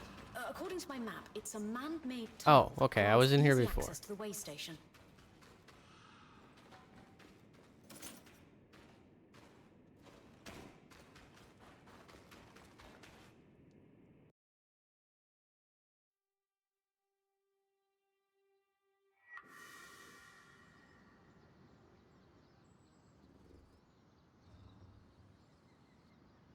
Bryn's back. Let's fill her in. We believe we found a way to activate the Loom Gate in our camp and in Glintwood Hollow. Skies, what are we waiting for? I want to be the first one to travel through a gate. It will be a defining moment of your career. So, how do we repair a loom gate? What made the Enclave remarkable was not merely their constructs, but their ability to power them. It has long been rumored that beneath our very feet exists an extensive magical network known as the Tapestry. The pipe you found in Glintwood Hollow is proof of its existence. It must be a conduit that directs raw magic to the loom gates as a source of power. And the tangle that formed around it was a leak. Precisely. Our theory is that patching the rupture will restore power to the gate. Thankfully, Seven Lane have a plan for that. We don't know a lot about arcs, but I dug up some old stories from logs that we inherited from a weaver band that broke apart. In notes dated before the surge, this band managed to get one of the enchanters who worked on the arcs riotously drunk and talking. Apparently, the Arks have a thin carapace between their skin and their armor plates that's nigh immune to magic, and can be separated in segments. A magically resistant material like that would be perfect to seal a rupture in the tapestry. So I need to cleave this carapace off the arc. There's no way my sword is strong enough. Come see me and we can make some improvements to Sola's forge. Which, in turn, means... I could hone your sword so we can cleave the carapace. No problem. We'll talk. Great foresight in removing the debris from the Loom Gate's platform. We've got a clear workspace once the patch is forged. Happy to be one step ahead. Everyone's got a part to play in this. Let's get to work. Alright, Bryn's records her objectives in her journal. To open and press the menu button.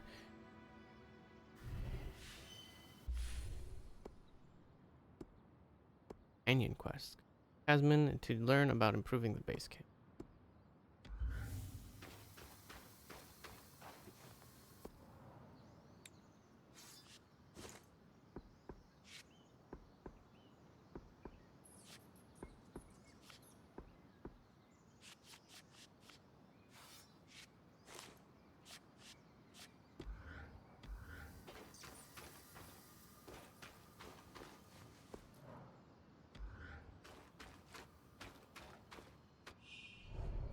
Passage of time after each expedition. Time passes as Bryn rests and recovers. Each day is divided into 2 daytime expeditions and 1 nighttime expedition. Every time a new day passes, the conditions in the enclave change. Creatures can change locations, and extreme weather conditions may appear for that day.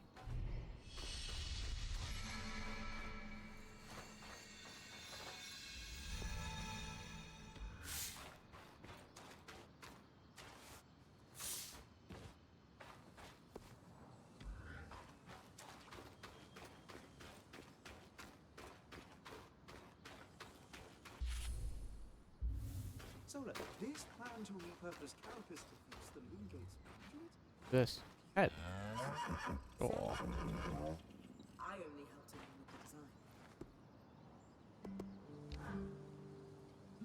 Hey, I know we need to fix up the forge, but before we do, I'd like to talk to you about something. Sure. What's up?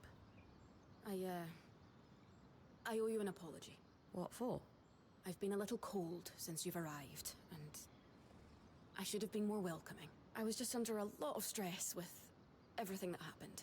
You mean when we ran for our lives from a death cloud into a lost land? Yeah, that. And losing supplies, and Aurea getting injured, and then having a point takeover who, Lacks experience. at the time, that's what it seemed like. But ever since we arrived, you've been more than I don't know proven about that. yourself. I'd like You made 3 or 4 finding times. food and water a top priority. That's when I realized I underestimated you when I shouldn't have. And frankly, I was a jerk about it. It's okay, Cass. No, it's not. I really am sorry. I hope we can have a better relationship moving forward. Thanks. That means a lot. Let's just start fresh, okay? I'd love that. So, I know Sola mentioned improvements to her forge meant being able to hone my sword. What does that entail exactly? Unfortunately, the missing supplies I mentioned. Is there a way I can help you restock? Right now, we reserve the materials you bring back for your armors and weapons, because that's the priority. Oh, this But is a weapon if there's thing. anything you can spare, I can repurpose them into supplies for our campsite. Sounds simple enough. Glad to hear it.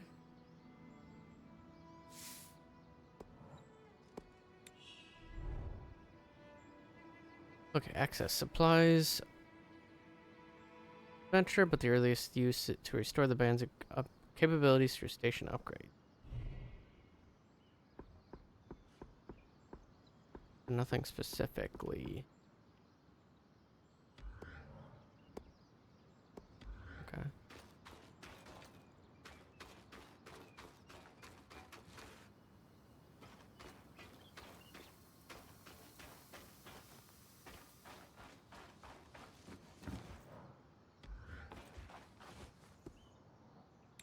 Alright,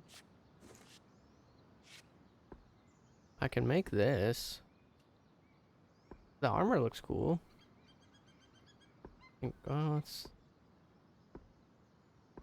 only armor +1, but my heat resistant, cold resistant. Oh wait, this is not what I'm wearing now. What am I wearing now?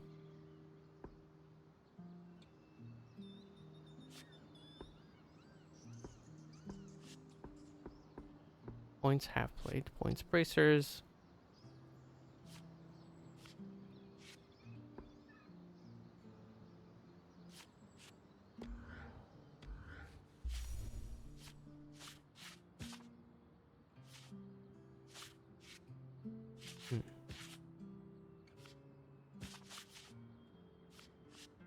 Actually say.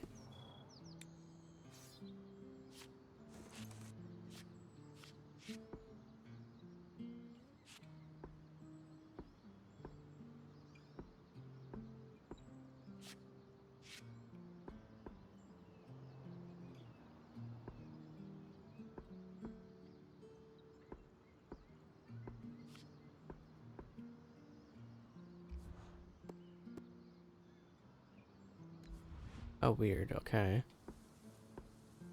So the specific types of materials can impact the stats.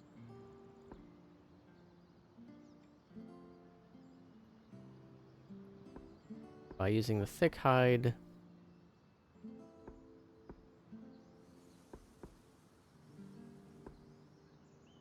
Increase. Well, this one seems just generally better. The hard leather.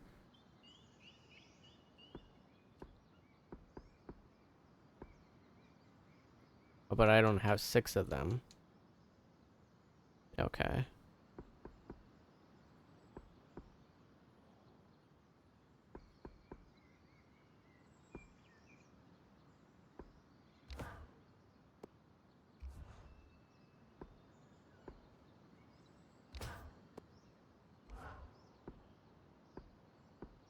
Oh, this is interesting. It kind of changes the color around too. Oh, I gotta pick something, huh?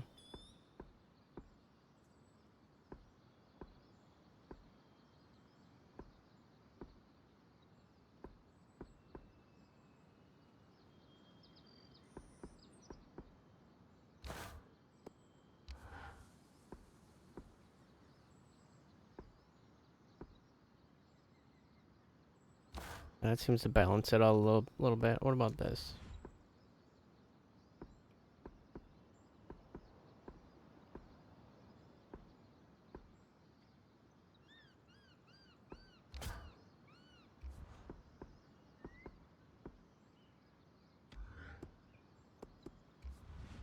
And I like how you can kind of play around with the stats to figure out what you want to do. This one strikes a good balance.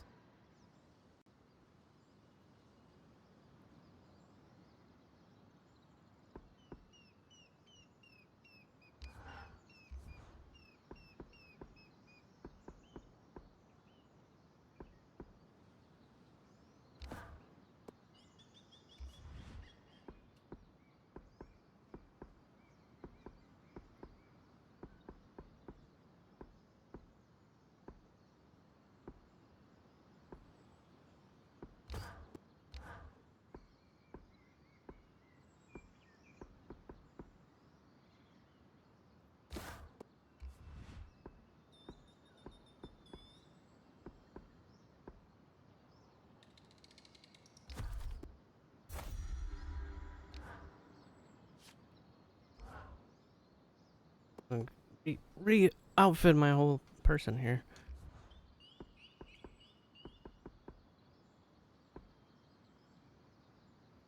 Need sticks of whatever this is.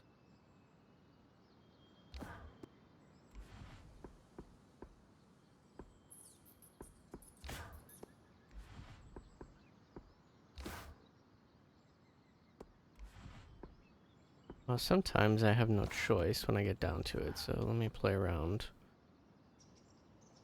A little more balance.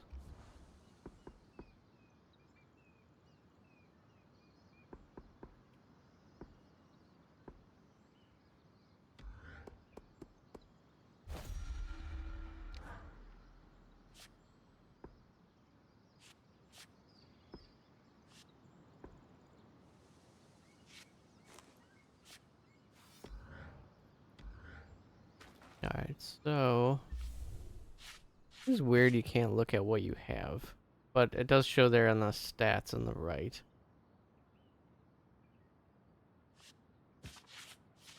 Like I crafted all that, but I can't see. Guess visually that does look like what I just made, but Focus on one thing at a time. alright, so I'm gonna go to the caravan.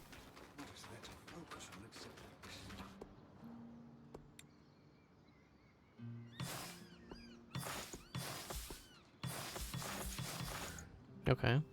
These are a great start. With the supplies we've got already, we could shape up our campsite.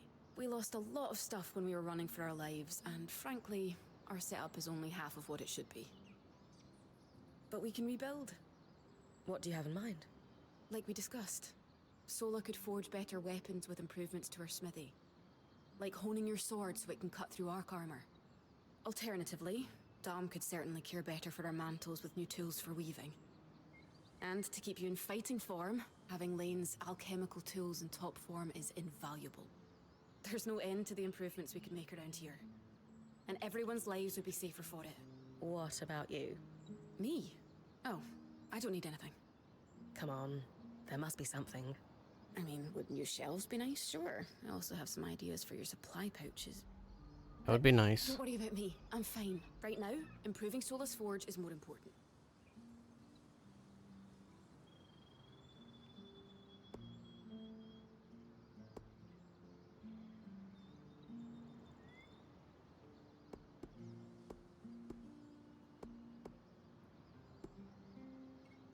I know our band has made the most of what we've got so far, but who wouldn't like a fresh coat of paint? This is a great idea. You can count on me. Thanks, Bren.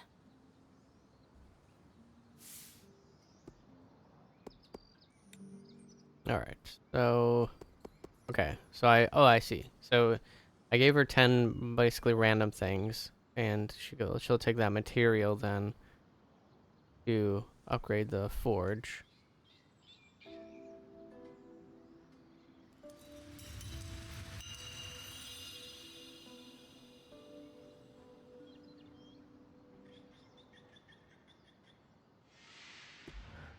Sola is delighted with the improvements to her forge.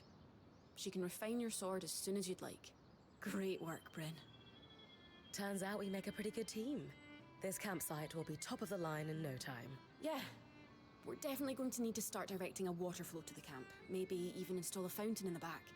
Would help to get a garden going in here too. Fruits, vegetables, medicinal herbs. Oh, that reminds me, we'll need the... What? This is getting excited. Do you ever take a break? You know, to enjoy a job well done? Sure. Sometimes. Once there are fewer fires to put out, I'll relax. I swear.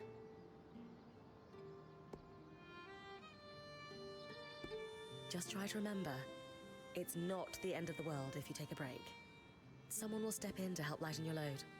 It doesn't always feel like the others realize how much needs to get done. Then tell them. Like how you told me we needed supplies. I stepped in to help, didn't I? You did. I see your point. The others will do the same. Maybe. I bet. So let's go back to the fort.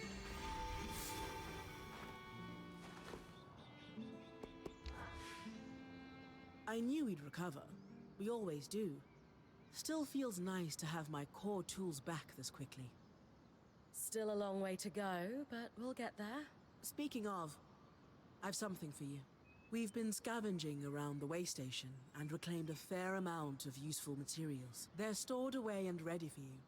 Should be enough to reforge your sword. That's nice. I don't have to, like, worry about Sounds like it's time to make something that can punch through arc. what I had. That's the spirit.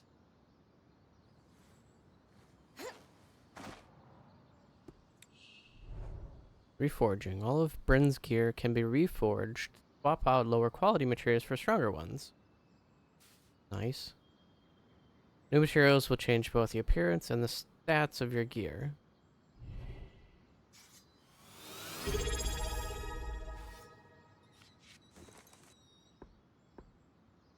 Okay, they're like preset stuff. Hi, welcome on in. Well, this shows what I have and what it stats I'm getting off of them. Where's my sword though?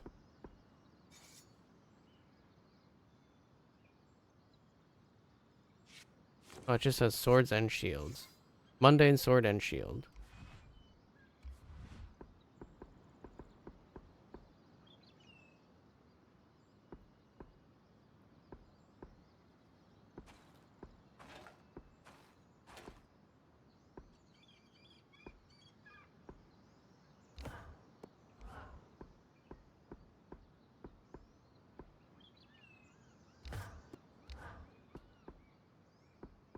Alright, I have what I have here, I guess.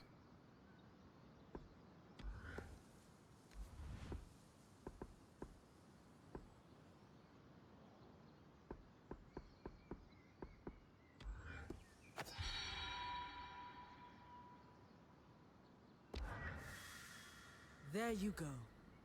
Not just good as new. Better. Now that I can cut the carapace free, what's next?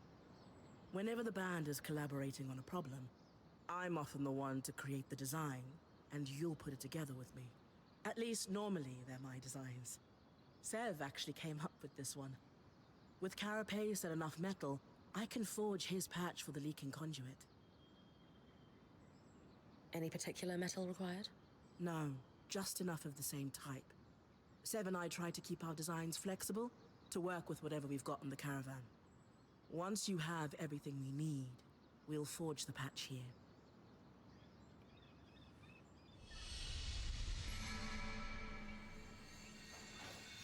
All right.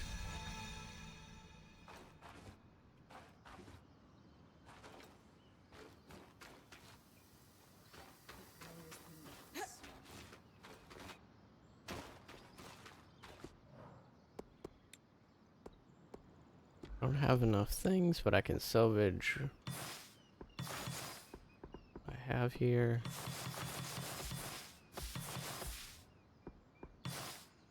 Iron seems prevalent.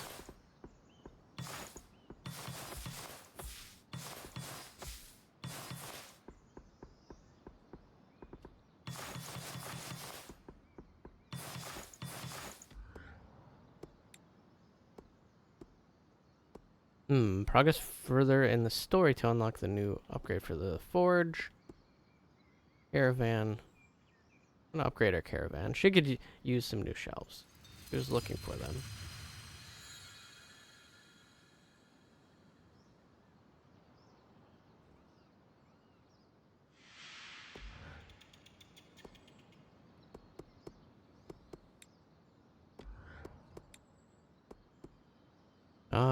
Bryn will have 18 slots. Okay, so my pack has gone up.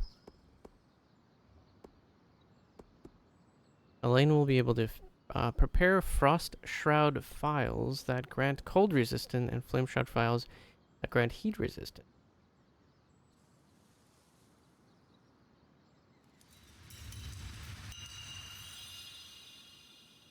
So I can see the loop here. Go out, get materials, maybe do a quest or two, come back, upgrade this stuff, progress. Maybe open up a new map eventually to do something in the next area. Need 50 to upgrade that. Alright.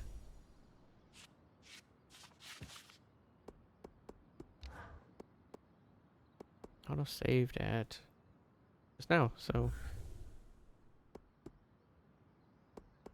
I'm gonna switch over to the next game I was gonna check out. Okay.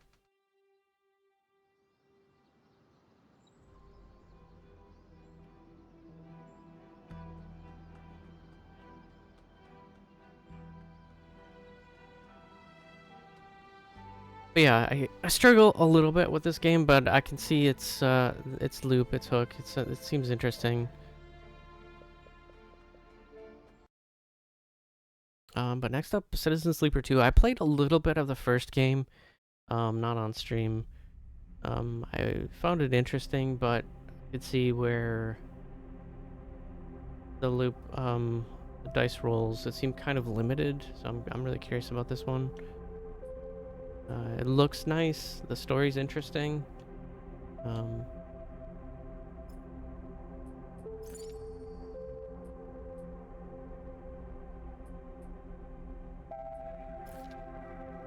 Alright, so you get to pick your sleeper.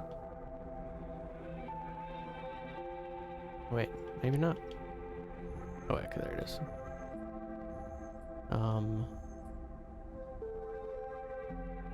So as you'll see, you sort of have a day where you have to accomplish certain things, and you'll roll a number of dice and place those dice in the certain categories, which will have a different outcome.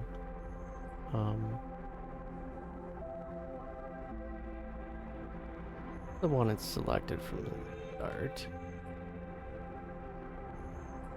Operator. I'll just go with the default.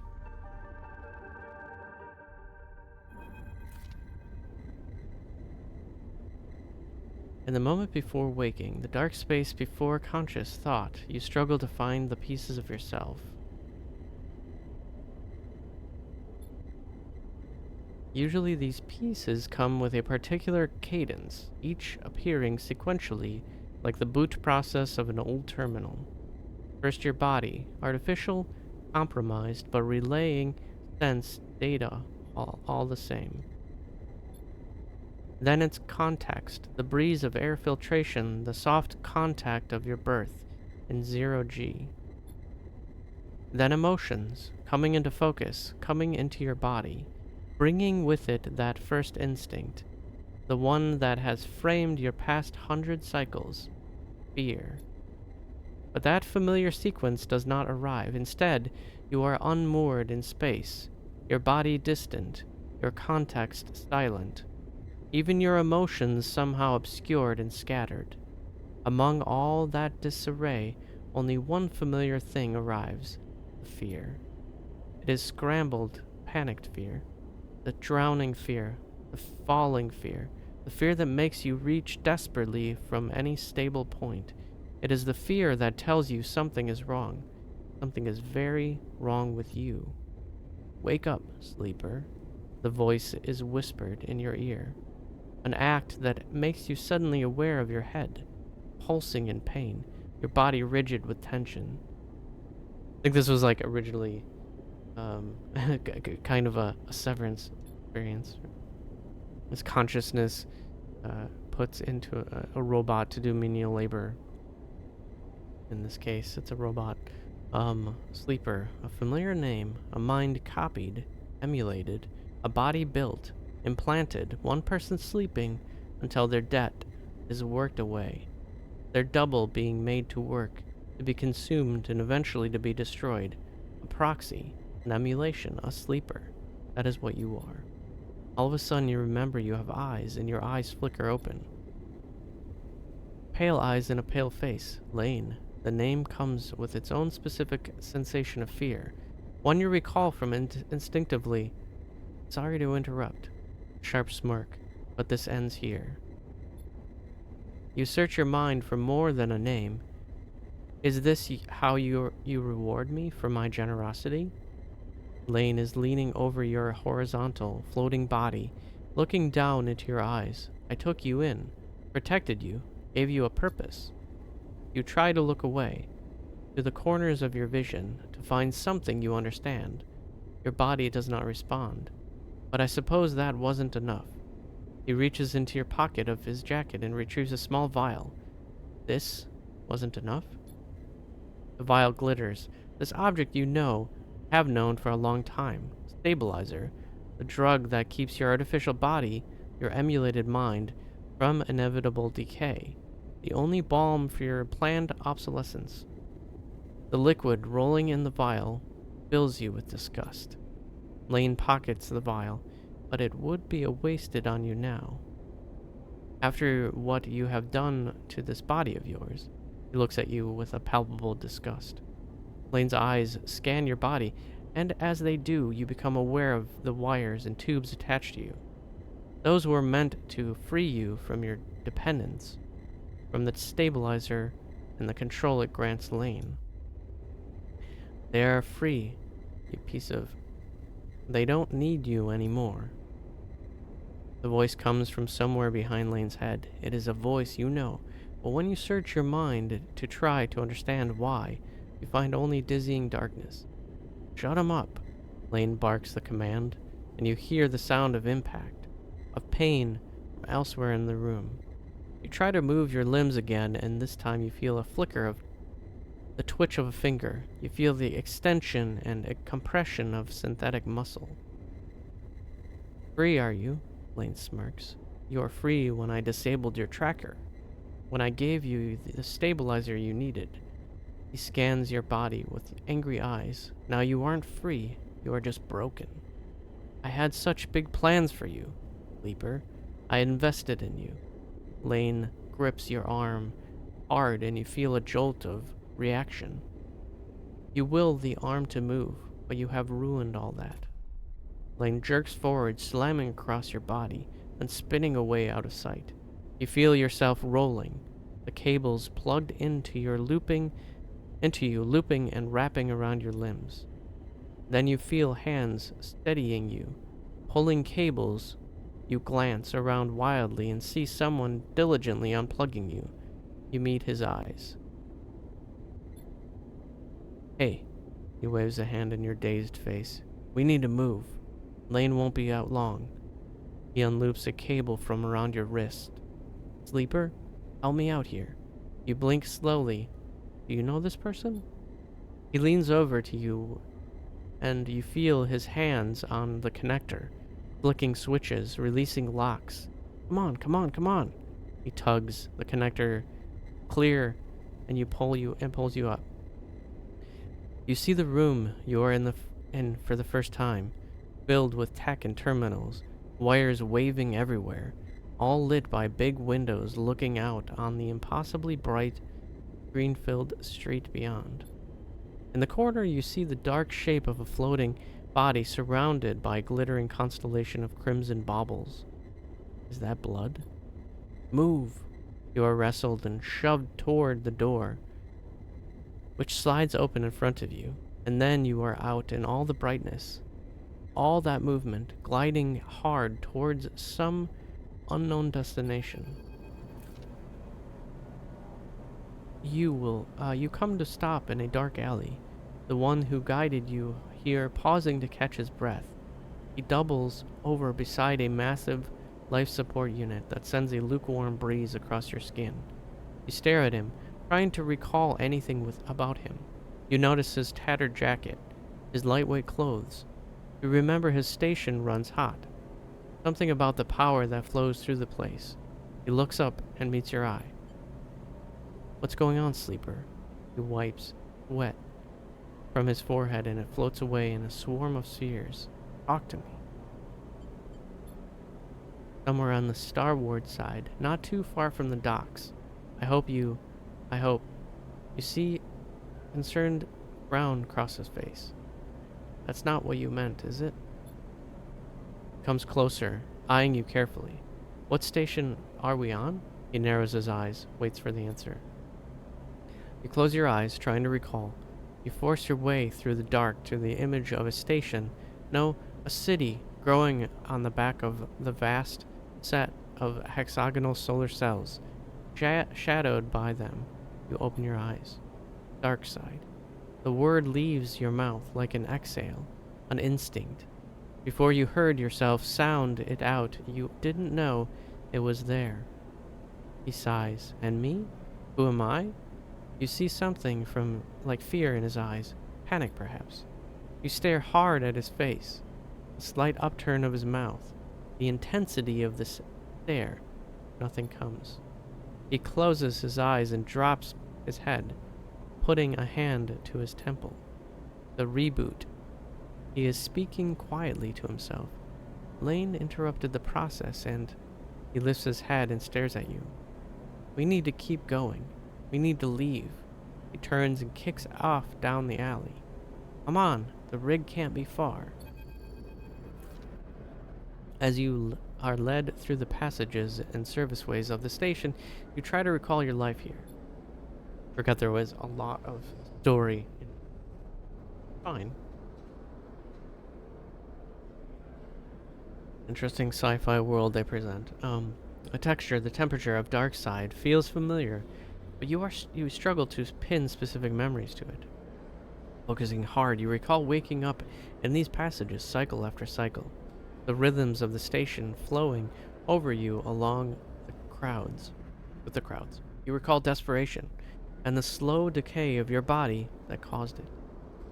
Then Lane, those pale eyes, offering you a glittering vial, stabilizer, a promise of supplying more for your work, a deal he locked you into a cage. There, your memory fails you, but in the dark, beyond that moment, the residue of panic, of fear remains. You were Lane's prisoner, Lane's plaything. You shudder in the cold passage. Wait. Your guide holds up a hand, and you stop your glide using the wall. Ahead, you see the tunnels open up into a wide open bay, with a few doors leading to a cylindrical tunnels, the docks. They're watching the rig. He nods toward the docks, and you see one of the doors has a couple of figures flanking it, one covered in ornate tattoos, the other with bright silver implants along their cheekbones. Utsubo, Lane's guys. He looks at you and shakes his head in frustration. All this, not coming back to you, is it? Something catches your eye, and you see it. He is playing with a coin, nervously turning it over and over in his fingers. He sees you looking and slips it away. He places a hand on his chest. I'm Seraphin, all right? He looks pained when he speaks. Lane? He was our captor, both of us. We did this so we could escape. We needed to reboot you, to break your dependence on his stabilizer. He pauses. You know what that is, right? You nod meekly. But Lane interrupted me back there. The reboot didn't complete, and he sighs and shakes his head. We can still make this work. He looks back at the docks. I'll lead them away. You get the docking bridge open. If we make it to the rig, I know how to get us in. Got that? He searches your face for a sign of recognition. Get the door open. Pats you on the shoulder. I know you can do this. Seraphin kicks off hard and glides into the docks. Over there, he bellows the guards as he barrels through. They immediately push off from the wall, giving chase.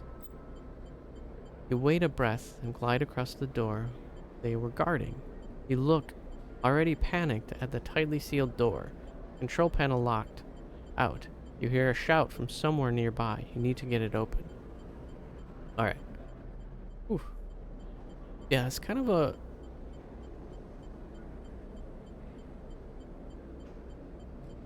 adventure game. During scenes, you may encounter skill checks, where you can perform certain actions using your skills. Like the dice actions you will encounter later, skill checks can have a positive, neutral, or negative outcome. The better the rating of your skills, the more likely you will succeed on your check. The odds of success are displayed when you select the check. So I can hack the door or break the seal. 50% positive, 50% neutral, or 50% negative. I'll try and hack that. Neutral outcome check passed. That's almost like a Dungeons and Dragons. You shift to the control panel, trying to understand the readout. The door is on emergency lockdown. Somewhere you hear more shouting. Fingers hover over the keys. You switch to the administration layer and begin flooding the door operation system with spoof requests. Desperately hammering the controls, Control OS crashes and the door judders halfway open before failing. Go, go! Seraphin flies past you, through the doorway into the docking tunnel. You turn to see the two guards approaching fast across the docks and quickly glide after Seraphin. Seraphin is already at the rig's door, inputting an entry code. The rig's door scissors open, and you both rush inside. Quickly! Seraphin grabs you by the arm and drags you up to the cockpit, the ship's layout hazy in your mind. He dumps you in the flight seat and straps himself onto his own. You see him tap a series of buttons as he does, talking to himself. Come on. The rig's drive rumbles into life. Seraphin slams a button on the console. You feel the force of the ship's acceleration as it pulls you away.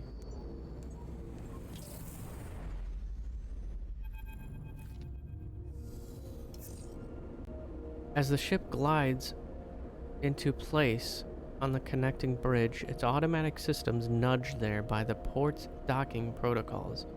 You feel a sense of relief. Seraphin burned hard out of the dark side, and you dropped in and out of consciousness in your seat as the rig made its way back across the belt. But now, with open space between you and Lane, you feel fresher, more awake. Seraphin breaks the silence. We're good, sleeper.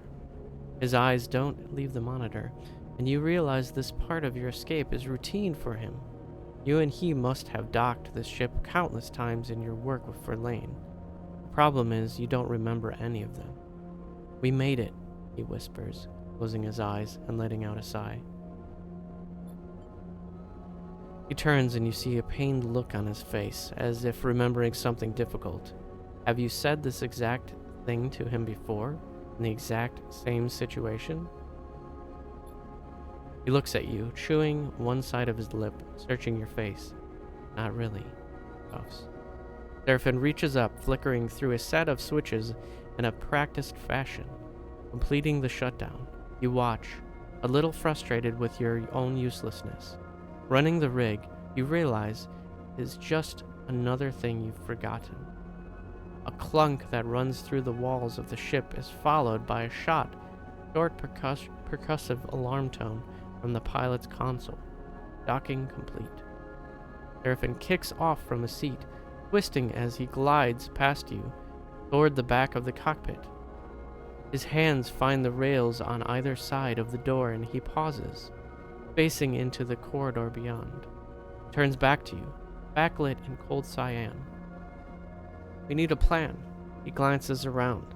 Lane's not going to let us slip away quietly, he sighs.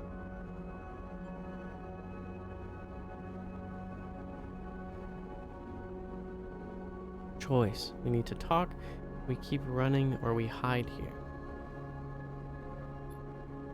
Seraphin nods. That's what it feels like, right? That we can never get far enough away from that guy. You see a shiver run through him, and you know that he suffered as much as you did under Lane. We have bought ourselves some time. He glances through the cockpit window at the blinking lights of the station. You may not remember the hexport, but I do, and there are plenty of opportunities here for us. If we can keep our heads down. Turns back to the corridor. That's what we'll do. Pushes off and glides toward the main lock, and you follow, pulling yourself along hand over hand in 0G. We already emptied the tank of this thing. He slaps a hand against the ship's insides. So we need to refuel, and that won't be cheap. But if you and I know one thing, Sleeper, it's how to work. I'm gonna get myself reacquainted, see if I can turn up any old connections. People that might throw us an easy contract. You. He glances back over his shoulder. You keep out of trouble. Seraphin stops at the airlock, stopping the reboot halfway through. He pulls a worn crew jacket from a locker and starts pulling it on. We don't know what that did to you. He jams an arm into a sleeve. I don't want you passing out in. He stops. Seraphin drops his head, crying to himself. He grabs another crew jacket and thrusts it at you. Just put the damn hood up, will you? You take it and slip it on. Seraphin stabs at the button to open the lock. The inner door hisses open, and Seraphin glides through. Wait for a little bit, and then leave. Anyone looking for us will be looking for two people traveling together. He looks at you in the worn crew jacket, a limited disguise for what is clearly a sleeper. We meet back here later. Any trouble? Same thing. Meet here. He surveys your disguise again and shakes his head. One bad idea. He gives you one last look. Maybe you find yourself something to eat. Suddenly you recognize Seraphin's instinct to look after you. A flash of a friendship now lost to the reboot. Catch. Seraphin throws a handful of something towards you. You manage to grab the projectiles, and when you open your hand, you see a stack of cryo chits. Those should get you some food. We'll need some more fuel and supplies. He grimaces. That means odd jobs on the station for both of us. Seraphin kicks off and glides down the docking bridge. Don't go too far, all right? He shouts as he leaves. Take it slow. And with that, he is gone, leaving the connecting bridge and heading into Hexport's docking concourse. You wait for a moment to silence. When you try to think ahead, to what might be coming, you'll need work, and that's the first step. But what then? Lane will be coming eventually. The sooner you can put some distance between you and Hexport, the better. So that's the plan. Rest, resupply, and run. You shake the thoughts from your head. Pull the jacket tight. Let's see what Hexport has to offer. Kick off and glide into port. Alright. Welcome to Citizen Sleeper 2, the Starward Vector. The game runs in cycles, during which you can perform actions with your dice. Use cryo to buy food, fuel, supplies, and items. Progress clocks towards your new scenes and events. You can review tutorials at any time.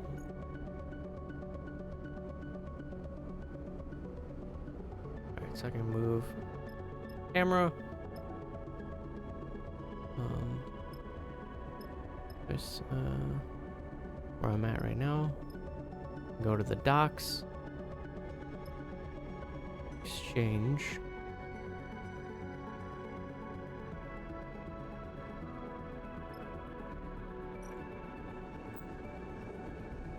You perform actions by assigning action dice to them. The higher the dice you assign, the more likely you will succeed at the action.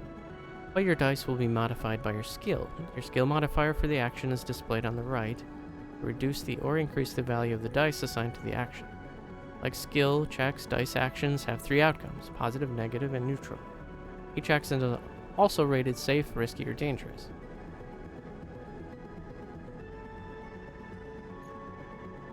Alright, so you can see at the top of the screen, I have 5 dice that have been rolled.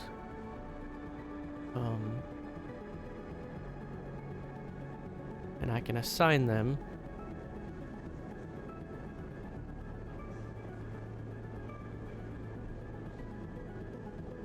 so both of these are like risky things, it looks like. Danger or risky? Press the brokers. Data brokers are the heart of the exchange. They show off their knowledge by discussing decryption. Maybe if you can talk the talk.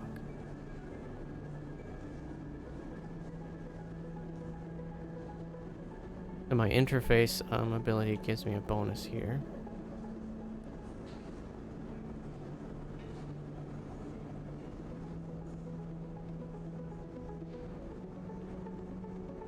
What is pushing do? Okay, so I went up to 4 from 3 because of that. 25% chance of positive outcome, 50% neutral, 25% negative. Let's run. A negative outcome. Minus energy, rules of the exchange, though. Progress to clock. Clocks track your progress event towards both positive and negative events. Alright, so what if I press? That doesn't do anything. So let me go back. I can go to a different place and see what they have there. Everything is risky.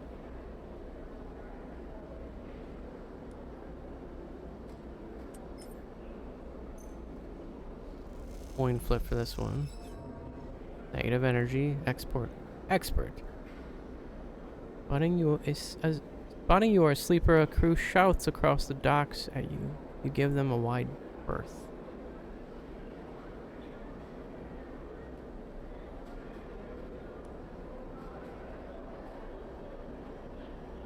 From better,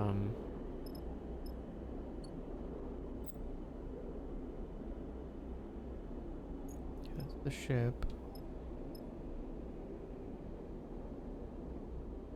Towards an event. Each cycle, its completion will trigger a significant event.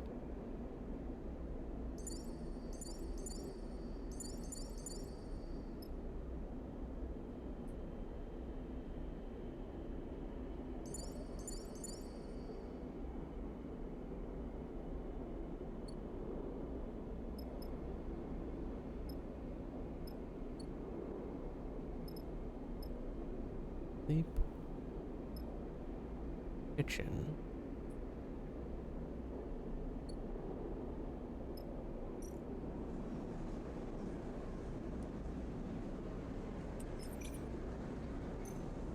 Aren't exactly the best, Oh, I got a neutral outcome that time. New location discovered. You try to advise a broker on ways to break open Valheim data caches, and they seem vaguely interested. That got me to the trade hall here.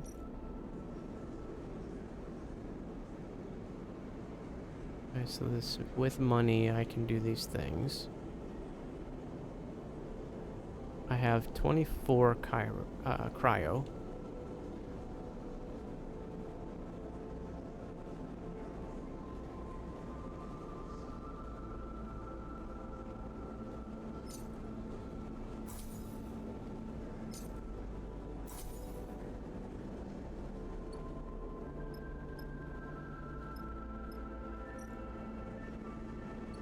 Don't know is back on the rig.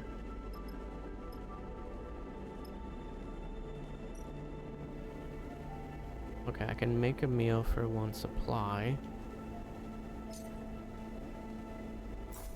Okay. That gave me energy.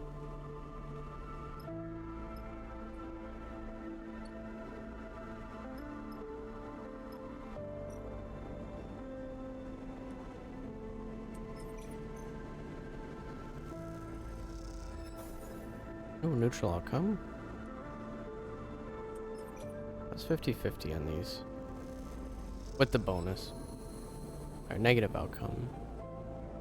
Okay, you have used all your dice in the cycle. You will need to end the cycle at your ship. The rig to re-roll them. You have established a presence here, and the brokers seem to be a little more comfortable around you.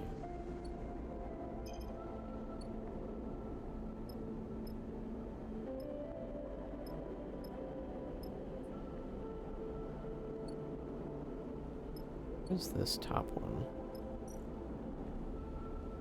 Rest and recover.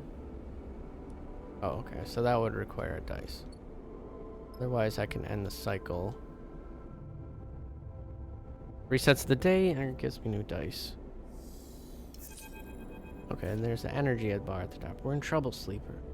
Seraphin leans into the bunks as you are getting up. Without further explanation, he disappears down the corridor toward the rear of the ship. You drift out into the passage, pulling on your clothes, and glide down the length of the rig.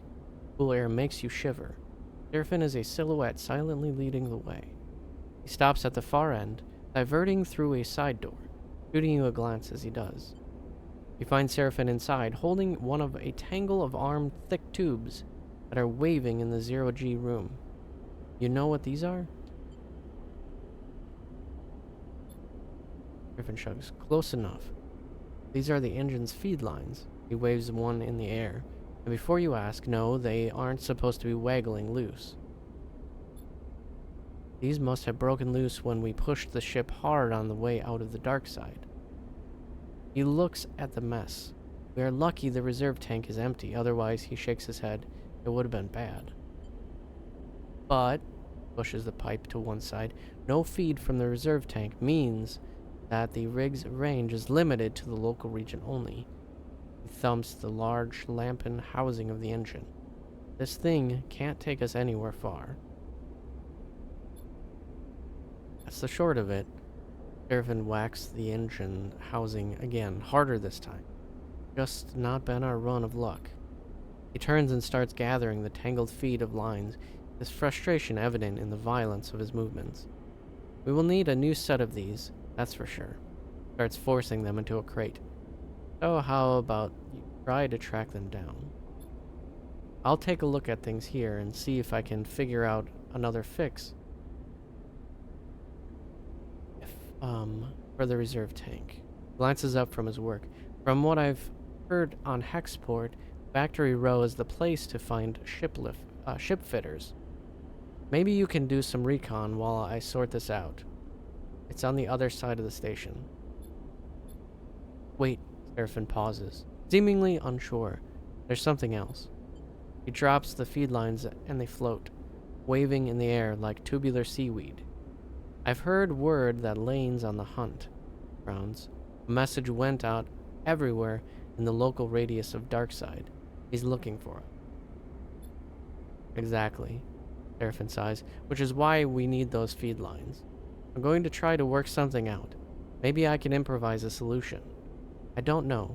He looks down. I'm no ship fitter. But while I do, you go hunting. See what you can turn up, okay? Smiles a weak smile. Get going. You leave the engine room, the clanking sound of Seraphin's cleanup efforts echoing through the ship. Fuel feed lines. That's the next step. You take a deep breath and head out. You have discovered a drive. Drives help you track and choose your objectives. The arrow button in the top left opens the drive menu, where you can choose which drive to track. Once a drive is tracked, a yellow marker will be placed above the location that relates to that drive. Major and minor. There's 2 upgrade points. Minor take 1. Alright. I have higher rolls this time. There's factory row.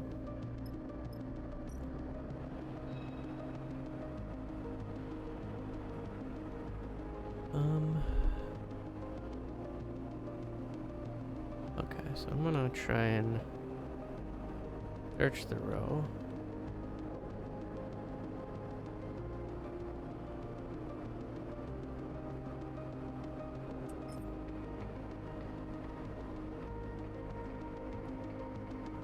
Oh, with this being as important as it is, I wonder if I should do my highest one. So there's 100% positive result. You adjust a little around scrap contracts, and the factory owners respond well to the haggling, eager to meet your challenges.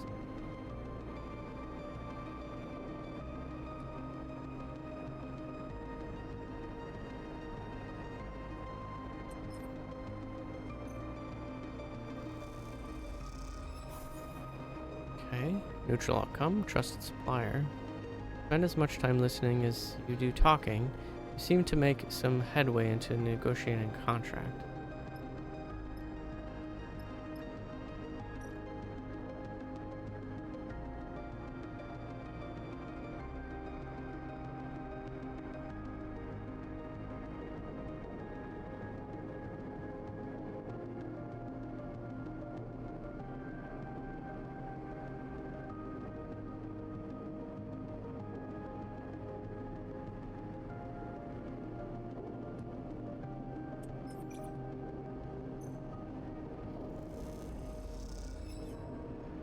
Negative outcome. Spent a long time trying to break the ice around an old Solheim core, but in the end it just fries itself in the core.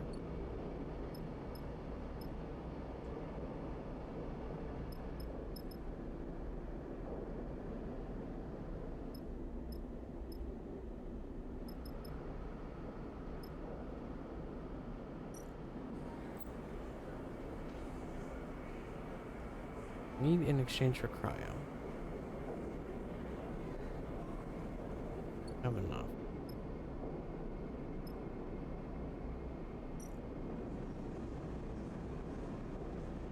Buy supplies.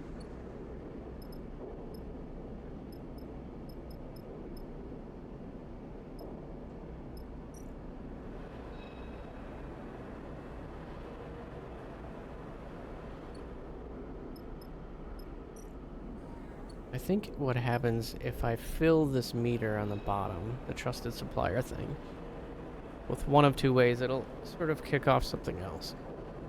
It's kind of risky to do with a one.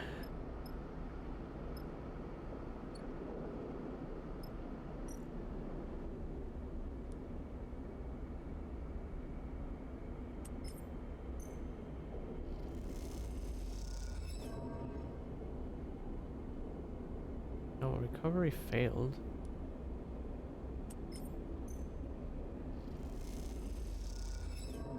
Jeez, okay.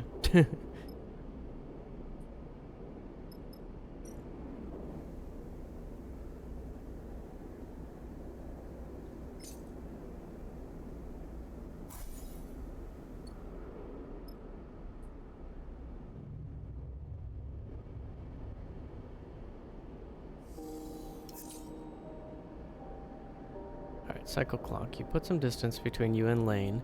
You are sure that he'll close the gap as soon as he's able. Ooh, some much better dice rolls here. I'm gonna try and close the loop on the factory row.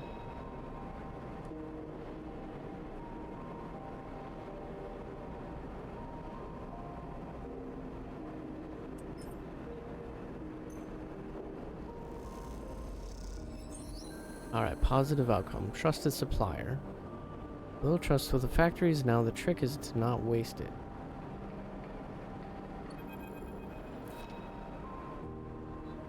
Factory row howls as you glide through its cramped passages. Whatever its many bays and rooms once were, they now serve as containers for industry of every kind.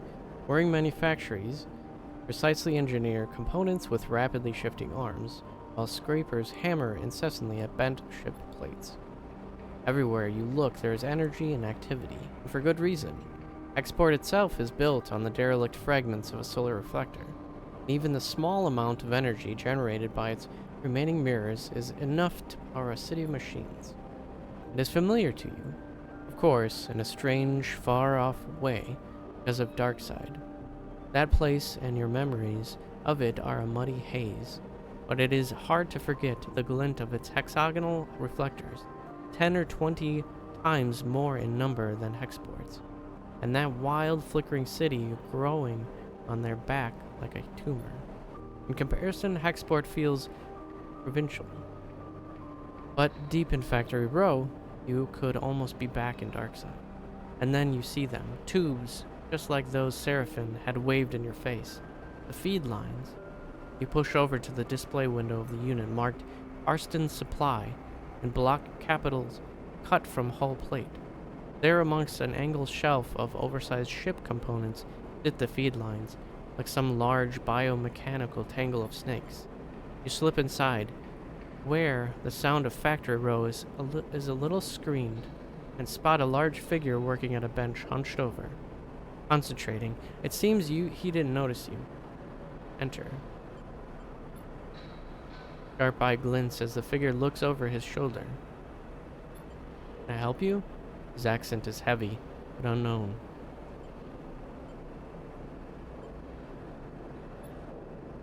You see a little reaction from the profile of Carson's face. Grunts. Something you need?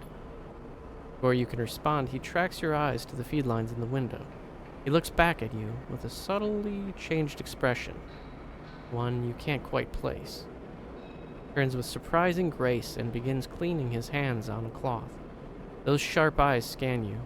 Arston's thick-set features do not betray the results of his assessment. Custom built those, for a client that never collected. He looks at his hands while he speaks, checking for stray oil stains. You have one of the old Mevs, then. He sounds out the letters in a way you don't recognize as he speaks. Try to recall anything you know about your ship. The memories elude you. Perhaps Seraphim should have come along. Right. Look, Arston drifts over to where you are standing, his imposing height evident. For a fellow enthusiast like you, he continues, in a distinctive monotone, let's say a few hundred cryo, on clean chits. He shoots a glance at the feed line, 400, let's say, to be precise. Arston looks up and down and sniffs. Expensive, I know, it's a shame, but it's just what they are worth. He screws up his mouth a little, into something that might be a smile. However, I'm more of a bartering type myself anyway.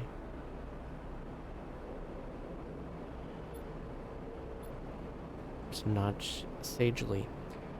There's a little favor I need a crew for, and, well, you look like you might be a good fit. He tucks the cloth away in his pocket and clasps his hands. I know of an old Solheim wreck out there. Very old, pre-collapse. It's tucked away in a dead zone, though no one has ever really cut it. He shrugs. Not only that, Solheim derelicts have a habit of triggering nasty security protocols when approached by an unfamiliar ship, though it's been left well alone. But a salvager like you, with an old Solheim rig? I bet it wouldn't even flinch if it saw you coming.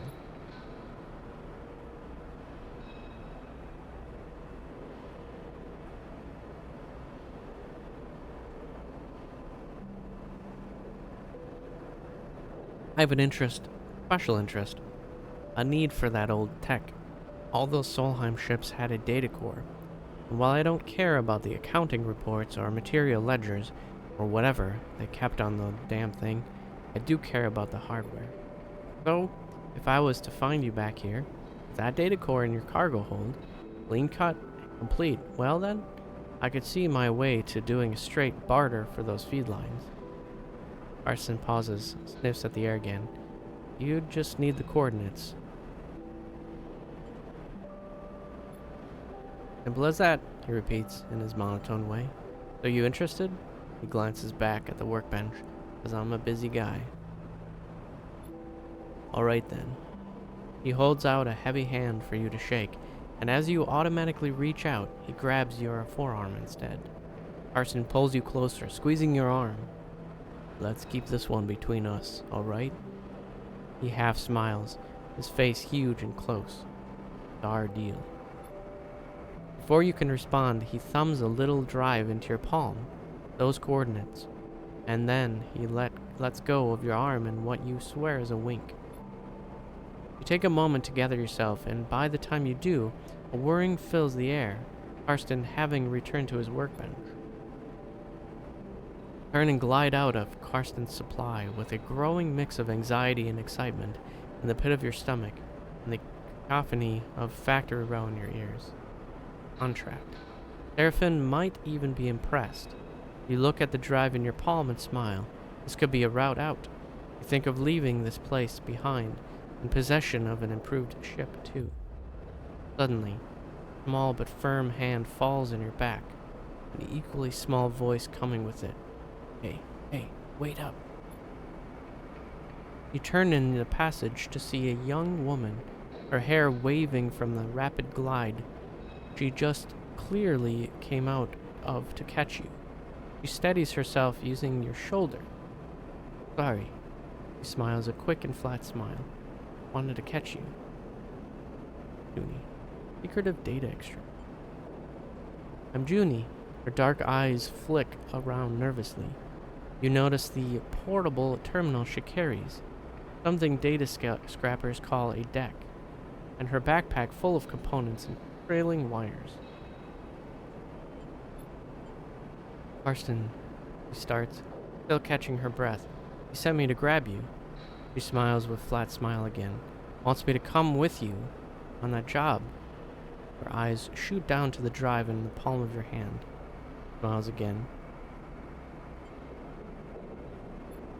She nods. That's what he said. Karsten's always sending me on things like this.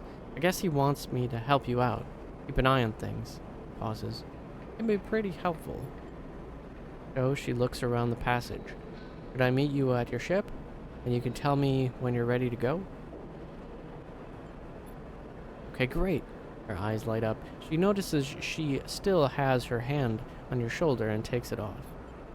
Junie pushes off and waves, looking forward to working with you.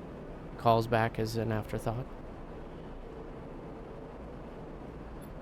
Oh, I'll find it, she calls back, and then disappears down the passage.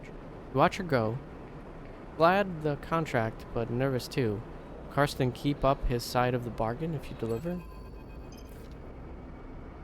New location discovered, new local. I don't know about the sleeper, Seraphin looks nervously out of the rig's windows as you finish explaining Karsten's deal, as well as Junie's offer to help. The job was easy. Karsten would have done it himself already. That means there's a catch. He frowns at the stars. And there's definitely something going on with this Junie girl. Shakes his head. No doubt, Seraphin shakes his head, and we desperately need help on a job like this. What if, Seraphin narrows his eyes, we could get the cryo together to buy the feed lines? I found a contract board at the exchange farther in station. He gestures towards Hexport. We take on a job that might get us some of the way towards buying those feed lines. Plus, even if we do want to take Karsten's job, a bit of money to get ourselves prepared wouldn't be a bad idea. Fill up on fuel, supplies, be ready for whatever comes.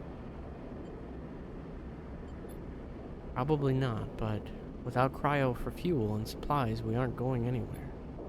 Seraphin sighs. Just take a look at the contract board. See what you think. While you're at it, you might want to see if you can scare up some freelance crew too. Seraphin shrugs. Many hands make light work and all that. Or we stop messing around. Take Karsten's job right now and get it done before he can think twice. Seraphin yawns. Seems like a whole set of bad options to me. Either way, I've still got work to do on the drive. Seraphin nods a farewell. Heading back to the engine room. Let me know what you decide. For a moment you pause, letting the haze of plans and ideas settle in your mind. Suddenly, you curl up, pain shooting along your spine. You grit your teeth, your muscles lock tight. Your vision narrows as you squeeze your eyes shut. Feel a shift, as if some connection has broken. It's almost impossible to describe, like you are floating away from your body, dispersing, dissolving. There is nothing familiar in the pain, nothing to hold on to. Grit your teeth. And then another shift comes. You are back in your body, trembling against the metal wall of the passage. The pain slowly fades, becoming a pulsing throb, and then a residual flicker. Flex in 0G, stretching out the tension. There's a strange sensation of distance, and that persists beyond your pain. A disconnection between your body and yourself, flickering numbness that refuses to recede. You wonder if the reboot has done something to your body, or if this is some new sensation you will have to live with indefinitely. It strikes you that you know so little about the body that houses you. It could be moments away from collapse, or it might persevere for countless cycles like that. Try to shake off the feeling, pushing your hands against each other until they feel like they are yours again. Time is the only thing you need, and right now it feels like it's running out fast. Head for the airlock. You have work to do. Alright, you have unlocked a contract.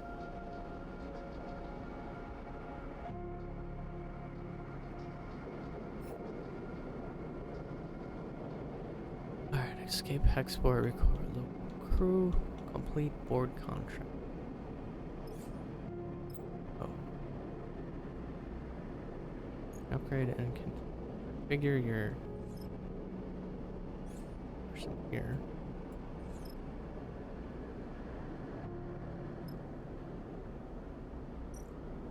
Contract board.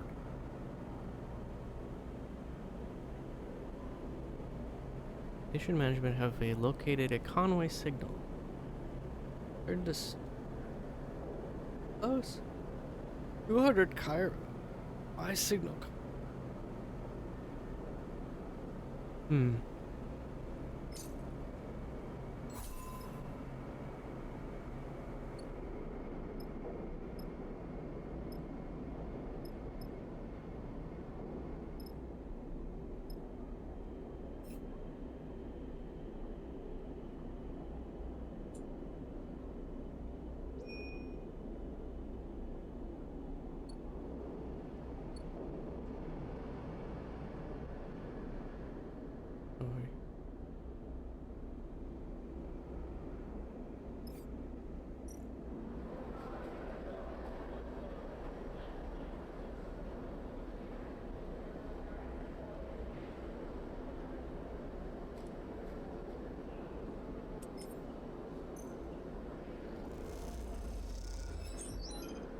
Positive outcome. Expert. A crew welcomes you enthusiastically and gives you a quick tour of the docks.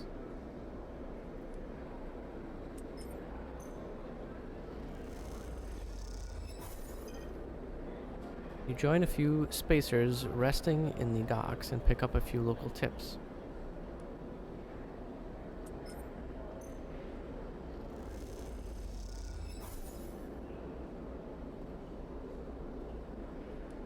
Risky.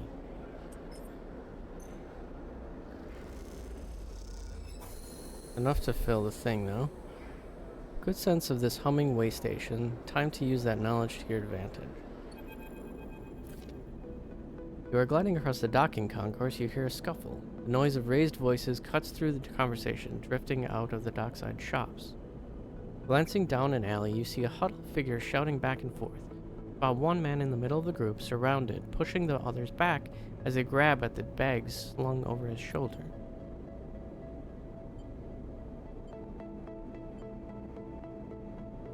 You don't like the way this looks, but then again, Seraphim told you to keep your head down.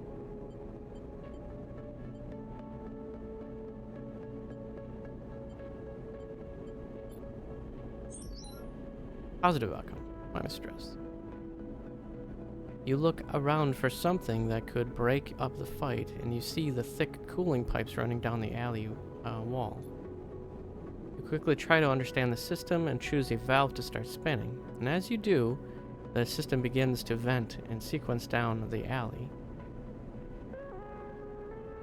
Violent jets approaching the group.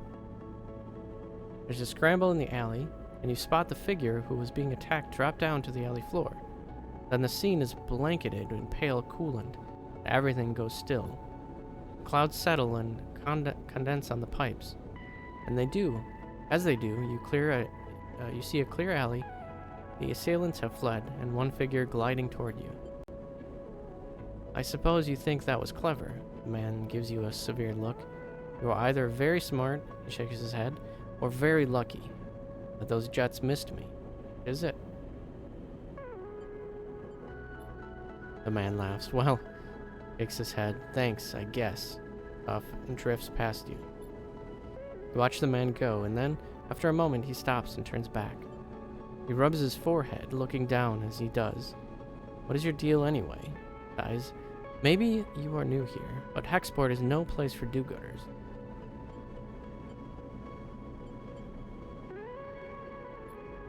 The man raises his eyebrows. So you look for trouble? Shakes his head. Got it all wrong. Look, let's not hang around, alright? The man pats his chest. I'm Femi. He unshoulders one of the bags and pushes it towards you. Make yourself useful. Let's head. You get the strap of the bag over your shoulder and follow him through the docks, gliding past the concourse towards the connecting bridges. He cuts down a side passage, looking back to check you are following. Then he stops at the docking bridge, connecting to a dull green ship with yellow markings. You look out the viewing window at its odd catamaran-like shape, seemingly built from two separate hulls welded together. Symbol crash, says, and you assume that's the ship's name.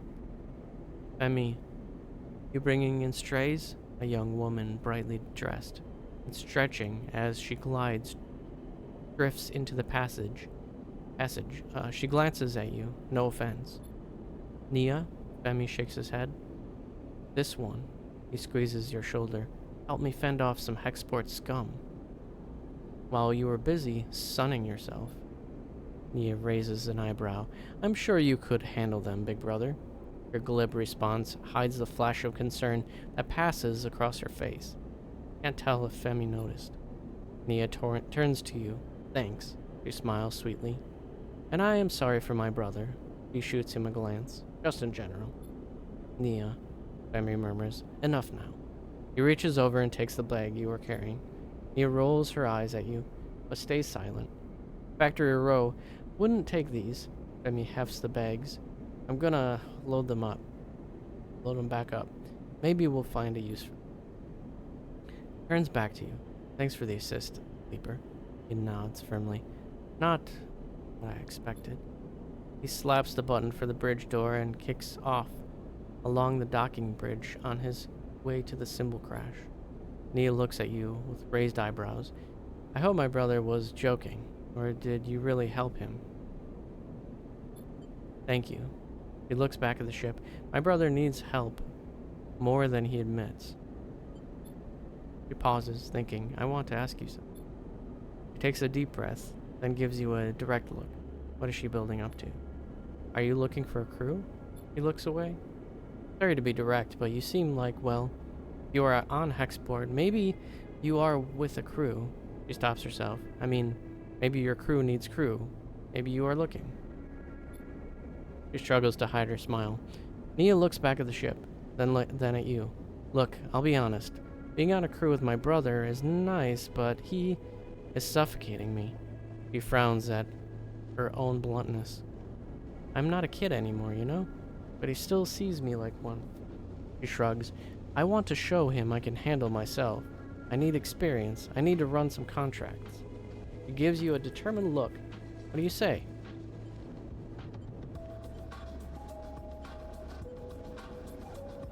That is exactly the point. She shakes her head no. No, you should not have to ask my brother. Her eyes flare with anger. Catches herself. Sorry. Pauses. I'm a good salvager, alright? You can use me. She smiles. I can spot things, find gaps, ways in. Folds her arms across her chest. I know what I'm doing. Femi taught me well. She glances back at the ship. I'll just consider it, alright? Let me prove myself. Suddenly a shout comes from the ship, echoing down the passage. Femi. He makes both of you nervous. Nia looks in his direction. I should go. She pushes off toward the docking bridge. I'll be waiting. Nia gives you one last glance as she departs, then disappears into the docking bridge, leaving you alone in the passage. New local crew available. Minor drive completed. +1 upgrade.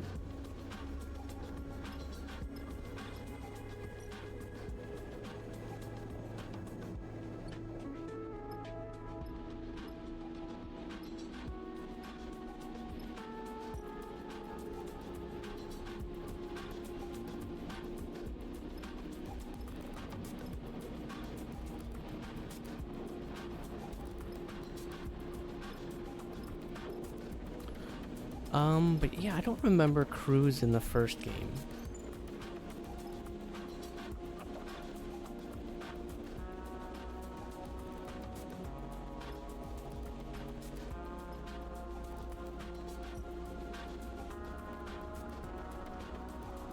That's why I need to get out of here.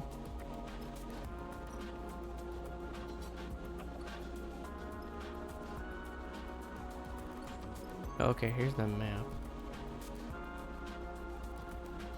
Contracts are high-risk, high-reward jobs that you and your crew can take on, which requires preparation and care to succeed. You need to gather enough fuel to travel to the contract, gather as many supplies as you can afford to keep you and your crew going, look for opportunities to recruit crew, temporarily or permanently, to help you on your contract. Consider which crew to take carefully.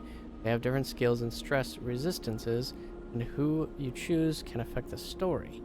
Once you are ready, you can select the contract from the map and your crew to proceed.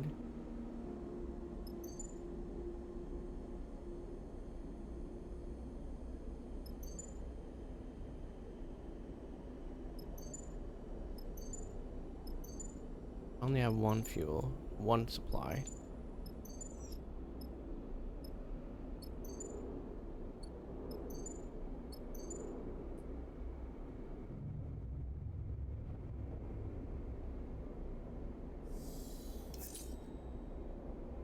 Okay, lose energy. You get some new dice. Stuff.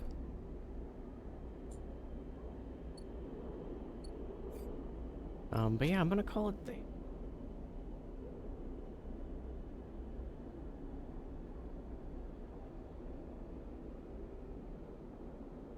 They're very different games. Two games I played today. I'm curious to see a little bit more of both of them. I don't know if I'll do that on stream or not, unless people really want to see that. Let me know. I'm not gonna raid out today. Already past lunch, and I'm going. But I will be back tomorrow, hopefully on time, 8:30 a.m. Central Time. Everything is working properly today. With Coral Island in my 3rd year in the winter, I believe. Just unlocked the rec center last week, doing lots of stuff. But yeah, head out for now. Hopefully everyone has a great rest of your day. Hopefully talk to you tomorrow. Bye for now.